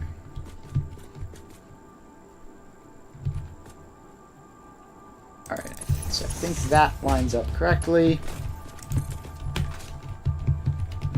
And now we just need this to come a little bit along and go in. Does that do the weird angular thing? Yes, it does. I guess that's fine. So now we have our end product, which is a whole lot of modular engines, which we just need to connect them all up and throw them into a giant box, and not a dimensional sword because it's just a project part. So let's merge all these up. Gosh, manufacturers are so big. It almost makes you want to like put them in 2 rows just so that they can be a little bit more compact, but it's a lot simpler to get the belts to line up if you have it all in one big row.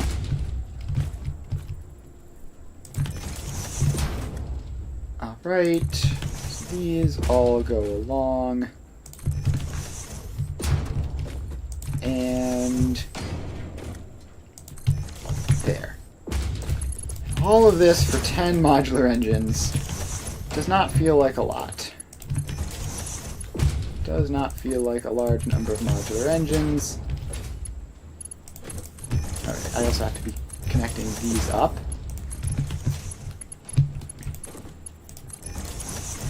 Alright, so we just have to continue dragging this along. And almost done. Almost there.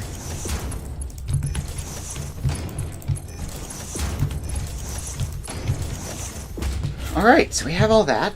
Now we get an industrial storage container. And we get a smart splitter. Is that facing some stupid direction? Yes, it is. Alright, get a smart splitter facing a useful direction. So that goes into there. And then we just need a little bit of space for an awesome sink. Apparently we need the tiniest bit more space because this isn't quite lined up correctly. You can fit them on 2x2s, but we're just slightly off center of the 2x2. So that goes into there, and right output is set to overflow. Alright, all we have left is power poles. So let's get power pole Mark IIIs in here, because I've unlocked them, and I'm probably never going to run out of high-speed connectors, realistically, considering I make way too many of them, as is usually the case with my factories in this world. So, I mean, we can hardly even use these efficiently because the manufacturers are so big.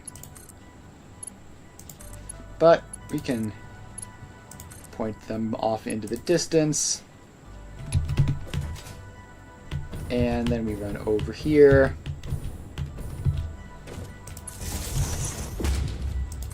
And connect up the last couple. Then we look around and make sure I haven't missed any. Cool, I have not. Alright, so now we bring the power line over this way. And now we connect up all of the motor factories. There we go. And then we start working on the stators. And get another power pole in there. So we finish off the stators, and then we start working on the rotors.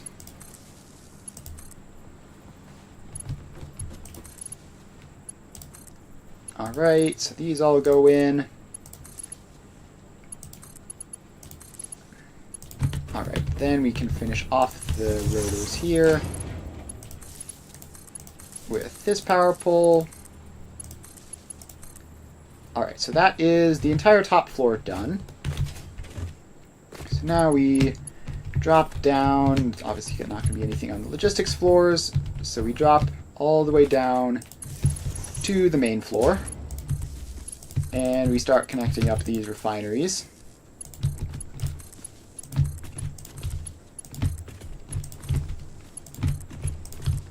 And please can I get that one as well, so I get all of those on one power pole. That's cool. Now I have all of these constructors to do. Hooray for connecting up like 1,000 constructors. 8, 9, and another power pole. And we just keep on going. And we just keep on going. Even with Mark III power poles, we need quite a few to get all of these constructors finished. I believe that is that entire first row, so now we get another power pole in to get this back row of constructors.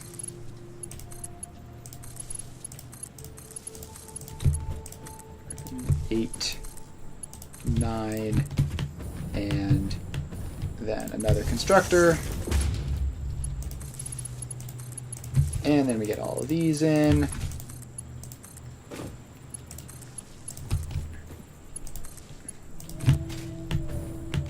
And how much do we have left on that? I have no idea. I'm going to place another one just to be sure. Just to get those last two.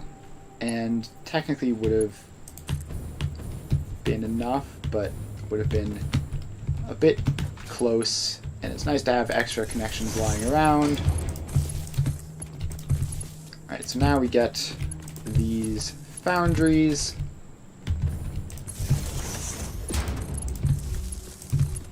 And, alright, foundries done.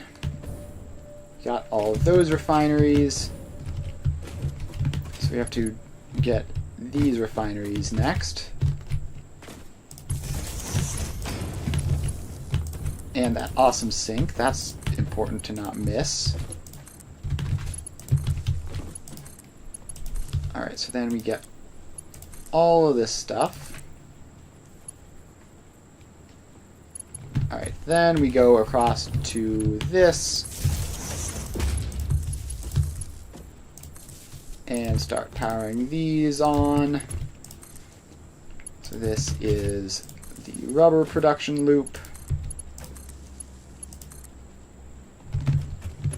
And alright, did I get everything over this way? Yes, I did. So now we just have to go back to get these packagers.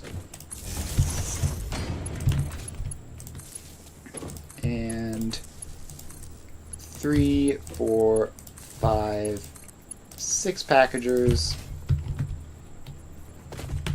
Then we... let's see here. What else even is there? These refineries done. Okay, there's the steel pipe production. So let's bring the power line over here and do those. Is that clipping into that pipe? Oh, it is. Okay. That's not a good spot for it then. Put it there. And connect it into that one. That's why it is useful to occasionally just have random extra spots lying around.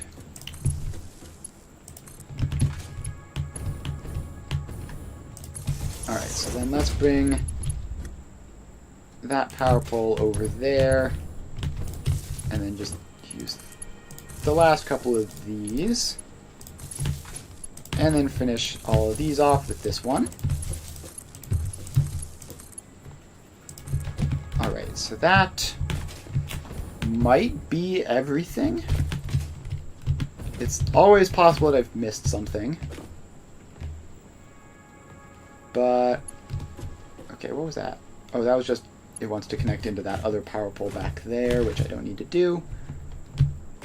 Alright, so let's drop down to the train floor and see what happens if we boot all this up. So first we need it to go like there, because it's not long enough to reach. Then it has to go like there, because it's not long enough to reach. And then it all powers up. And we're off. We are officially off to the races. Things are starting to move. Alright, so now let's get up and see what happens. So the coal is obviously all just going up and around through the steel. The iron ingots are starting to show up. And I hope that this splitting is correct. It's a bit close quarters to fix it if it isn't. I should be able to. I mean, I have all this space as well, but it's going to be a bit weird. So then we go over here, and all of these are still filling up. And then there's obviously this whole row which needs to fill up. Alright, so the first one of these is started. Now you would expect that that would mean that others would start almost immediately after, but I guess this is just an incredibly fast line, whereas the rest of them aren't. Alright, that's fine. The iron is producing. The steel is producing. Looks like. Ah, okay. I forgot to set all but... I set the first one I forgot to set all the others. So these need this stuff pasted across. Like so. And that should sort out that problem. Should now be good on the steel production. Then what else is there? So this loop is obviously still getting started properly, but it does look like we are producing fuel. Not 100% though. Not 100%, but it is starting, so that is something at least.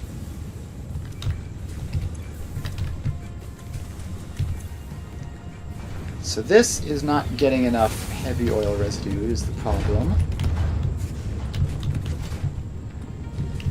Yeah, because of the whole pipe thing, probably. Are these two fine? No, these two are... Well, that one's struggling. That one looks like it's doing better, and that one is definitely struggling. Alright, let's turn off 2 of those. So now all the heavy oil residue is going to get pumped into this one and fill it up real quick. Assuming that these are running at full capacity, which they are very comfortably. So that should cause this to fill up, or at least the pipes to fill pretty quickly. Because we should have 75 heavy oil residue. Wait. Am I bad at math? How did this happen?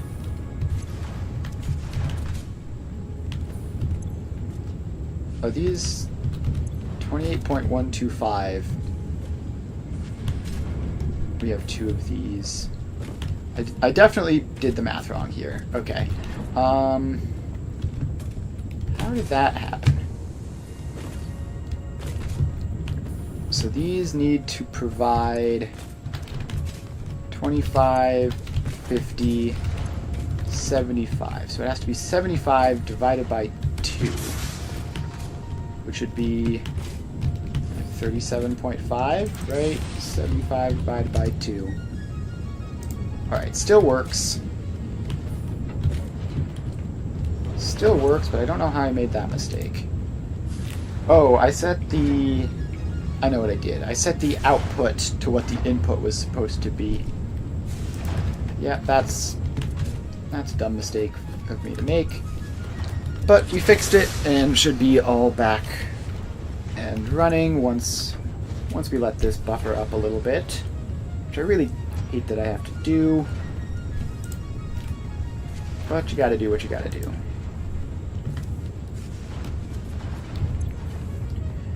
And this is probably also going to cause the packaged water to be a little bit out of whack. But this is 45. So once this is up to 50, we're going to turn it off, and then so you get turned off, and then you get turned on. So now this one can fill up super quick. And then we're just going to have to do the last one, so then the pipes can also fill up. And then this should all be set up. It's probably not even strictly speaking necessary to do this, but it can be a bit finicky sometimes if you don't. I'm probably just gonna say it's probably fine now, though. We've given it enough of a buffer time that it should work out. Alright, so now obviously that's powered on, that's powered on, and now that's powered on. So this should all work out. assuming that we don't have weird problems with the packages not being distributed correctly. But everything looks pretty standard, aside from that disruption caused a lack of empty canisters, obviously. So this is all going along. Then we have somewhat minimal rubber production at the moment. I'm assuming fuel is being a nuisance. Oh, we actually have a plastic shortage there. And a huge plastic excess there. How did that happen? Is this distributed wrong? So this plastic sends it to those two. This one sends it to those two. They should all be even. How is that at 60 and that's down to 20 and this is completely empty? That doesn't make a whole lot of sense. Alright, so this one has a whole lot of rubber and is producing as fast as fuel can show up. This one has a whole lot of rubber and is producing as fast as fuel can show up. I don't understand what is going wrong with this. Might just be the lack of fuel, but you wouldn't expect them to be this unbalanced, though. Maybe I just didn't load these. Oh yeah, I think I might have just not loaded them as much. So the important one is this one, because this is the one which is feeding back into the plastic production. So I might... Actually, these have plenty of rubber, right? That has 136 backlogged, that has 135 backlogged. So this should all be fine. It should just be a matter of the fuel getting distributed. So that's up to 50, that's up to 50, that is up to 50, as is that one. So yeah, I think the fuel is just taking its time manifolding across. And these are up to 90-some%.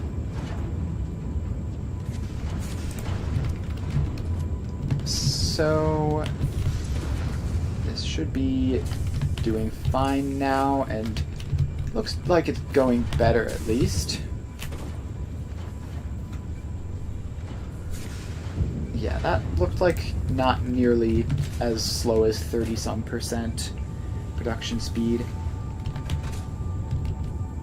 So the rubber is going out, not well enough, but it is happening. So let's leave that, because I think it'll sort itself out, and we're going to head back to this. What's going on here? Not enough water. So, where has all the water gone? Not into that, which would be the first one on this line. So is the water just also backlogging through that stuff? No, these are also seemingly all short on water except for this first one. So what is going on with the water? So this is 150 water. I believe that is supposed to be like another 150-ish. And, I mean, this pipe seems full.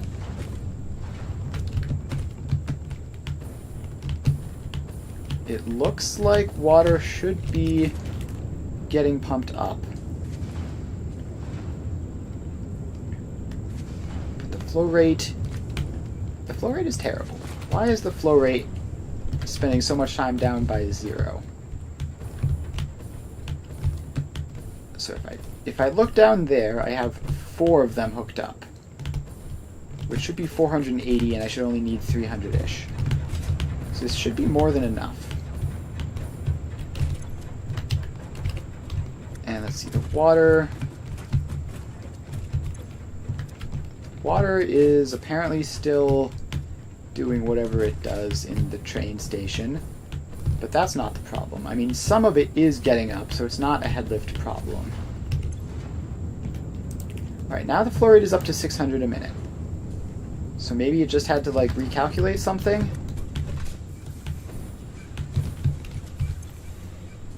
So that is up to 50. All of a sudden, there's tons of water. See, this is why water is frustrating. Like, there was nowhere near enough water, and then I did literally nothing. And now there's tons of water. Like, what am I supposed to do with that information? Is the water going to remain a problem? Or did it just magically fix itself permanently? Like, what is going on here?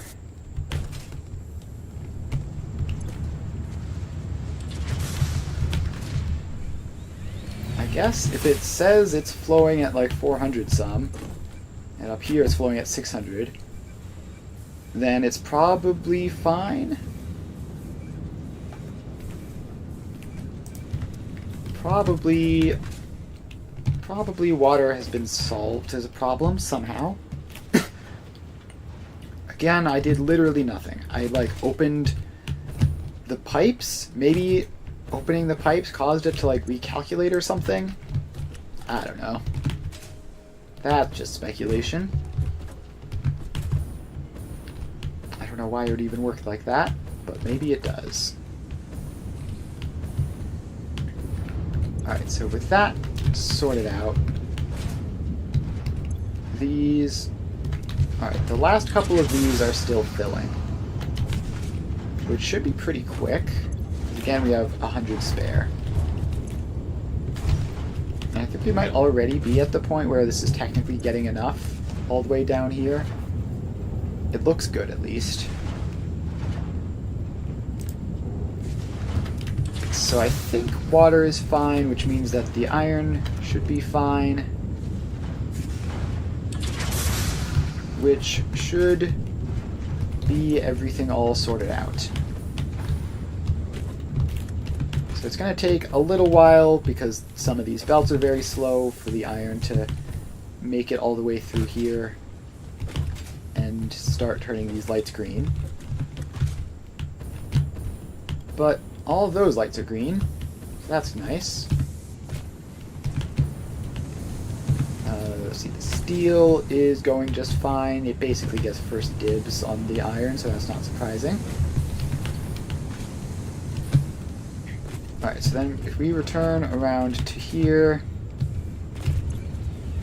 that is... well, it would be doing fine, except it only has 2 or 3 packaged water. That has 2... that has 5. So where is all the packaged water then? Do we just need to put more in, or is it backing up somewhere?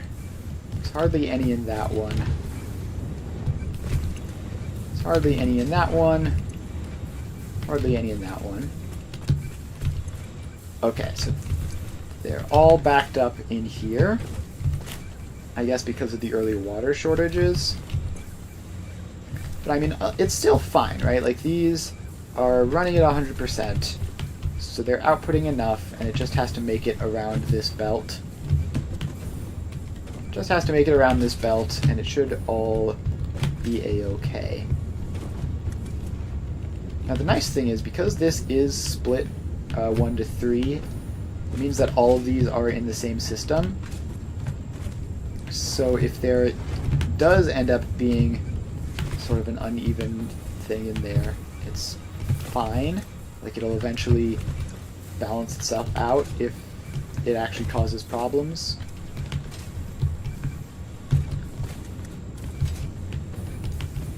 So we are just going to,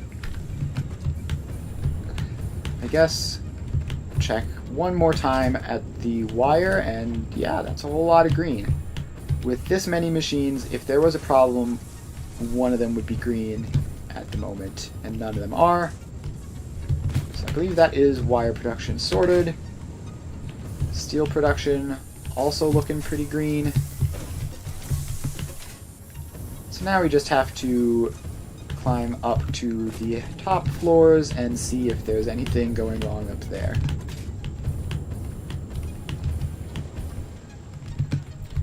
Alright, so this is just a logistics floor. We're not going to be able to tell what's happening from there. This has... Alright, so the rotors look... Or the stators, rather, look good. Lots of green lights there. The rotors don't. See some yellow on the rotors still. Although it might have just fixed itself. Yeah, I mean, it's the wire shortage, which we solved when the water started functioning again. And so now we just have to wait for the wire to make it through on the belts and fix that. But if we head up here, we should by this point have, yeah, a good solid number of modular engines being produced. We already have 75. That's going pretty quick. Alright, now all of these are green because of a total lack of motors, which isn't horribly surprising because these are not running at 100%, and they're also by far the most complicated part in this entire system. But I do see a lot of green back in the rotors and stators now. So that should hopefully all balance out. And that should mean that motors get made, which should just get split along here, and then these should start working. It's a little weird that they're all yellow, though. Like, you would think we have some production of motors, so you'd think some of them would be running. I guess it's because they need 2 each in order to start, so they all just were in a spot where they all had 1 each. Alright, well, it looks like it's just those bugs we fixed earlier that have to, their fixes have to trickle through. Unless the wire is actually being limited somewhere. But let's go down here and see if there's any problems on the belts. No, it doesn't look like it.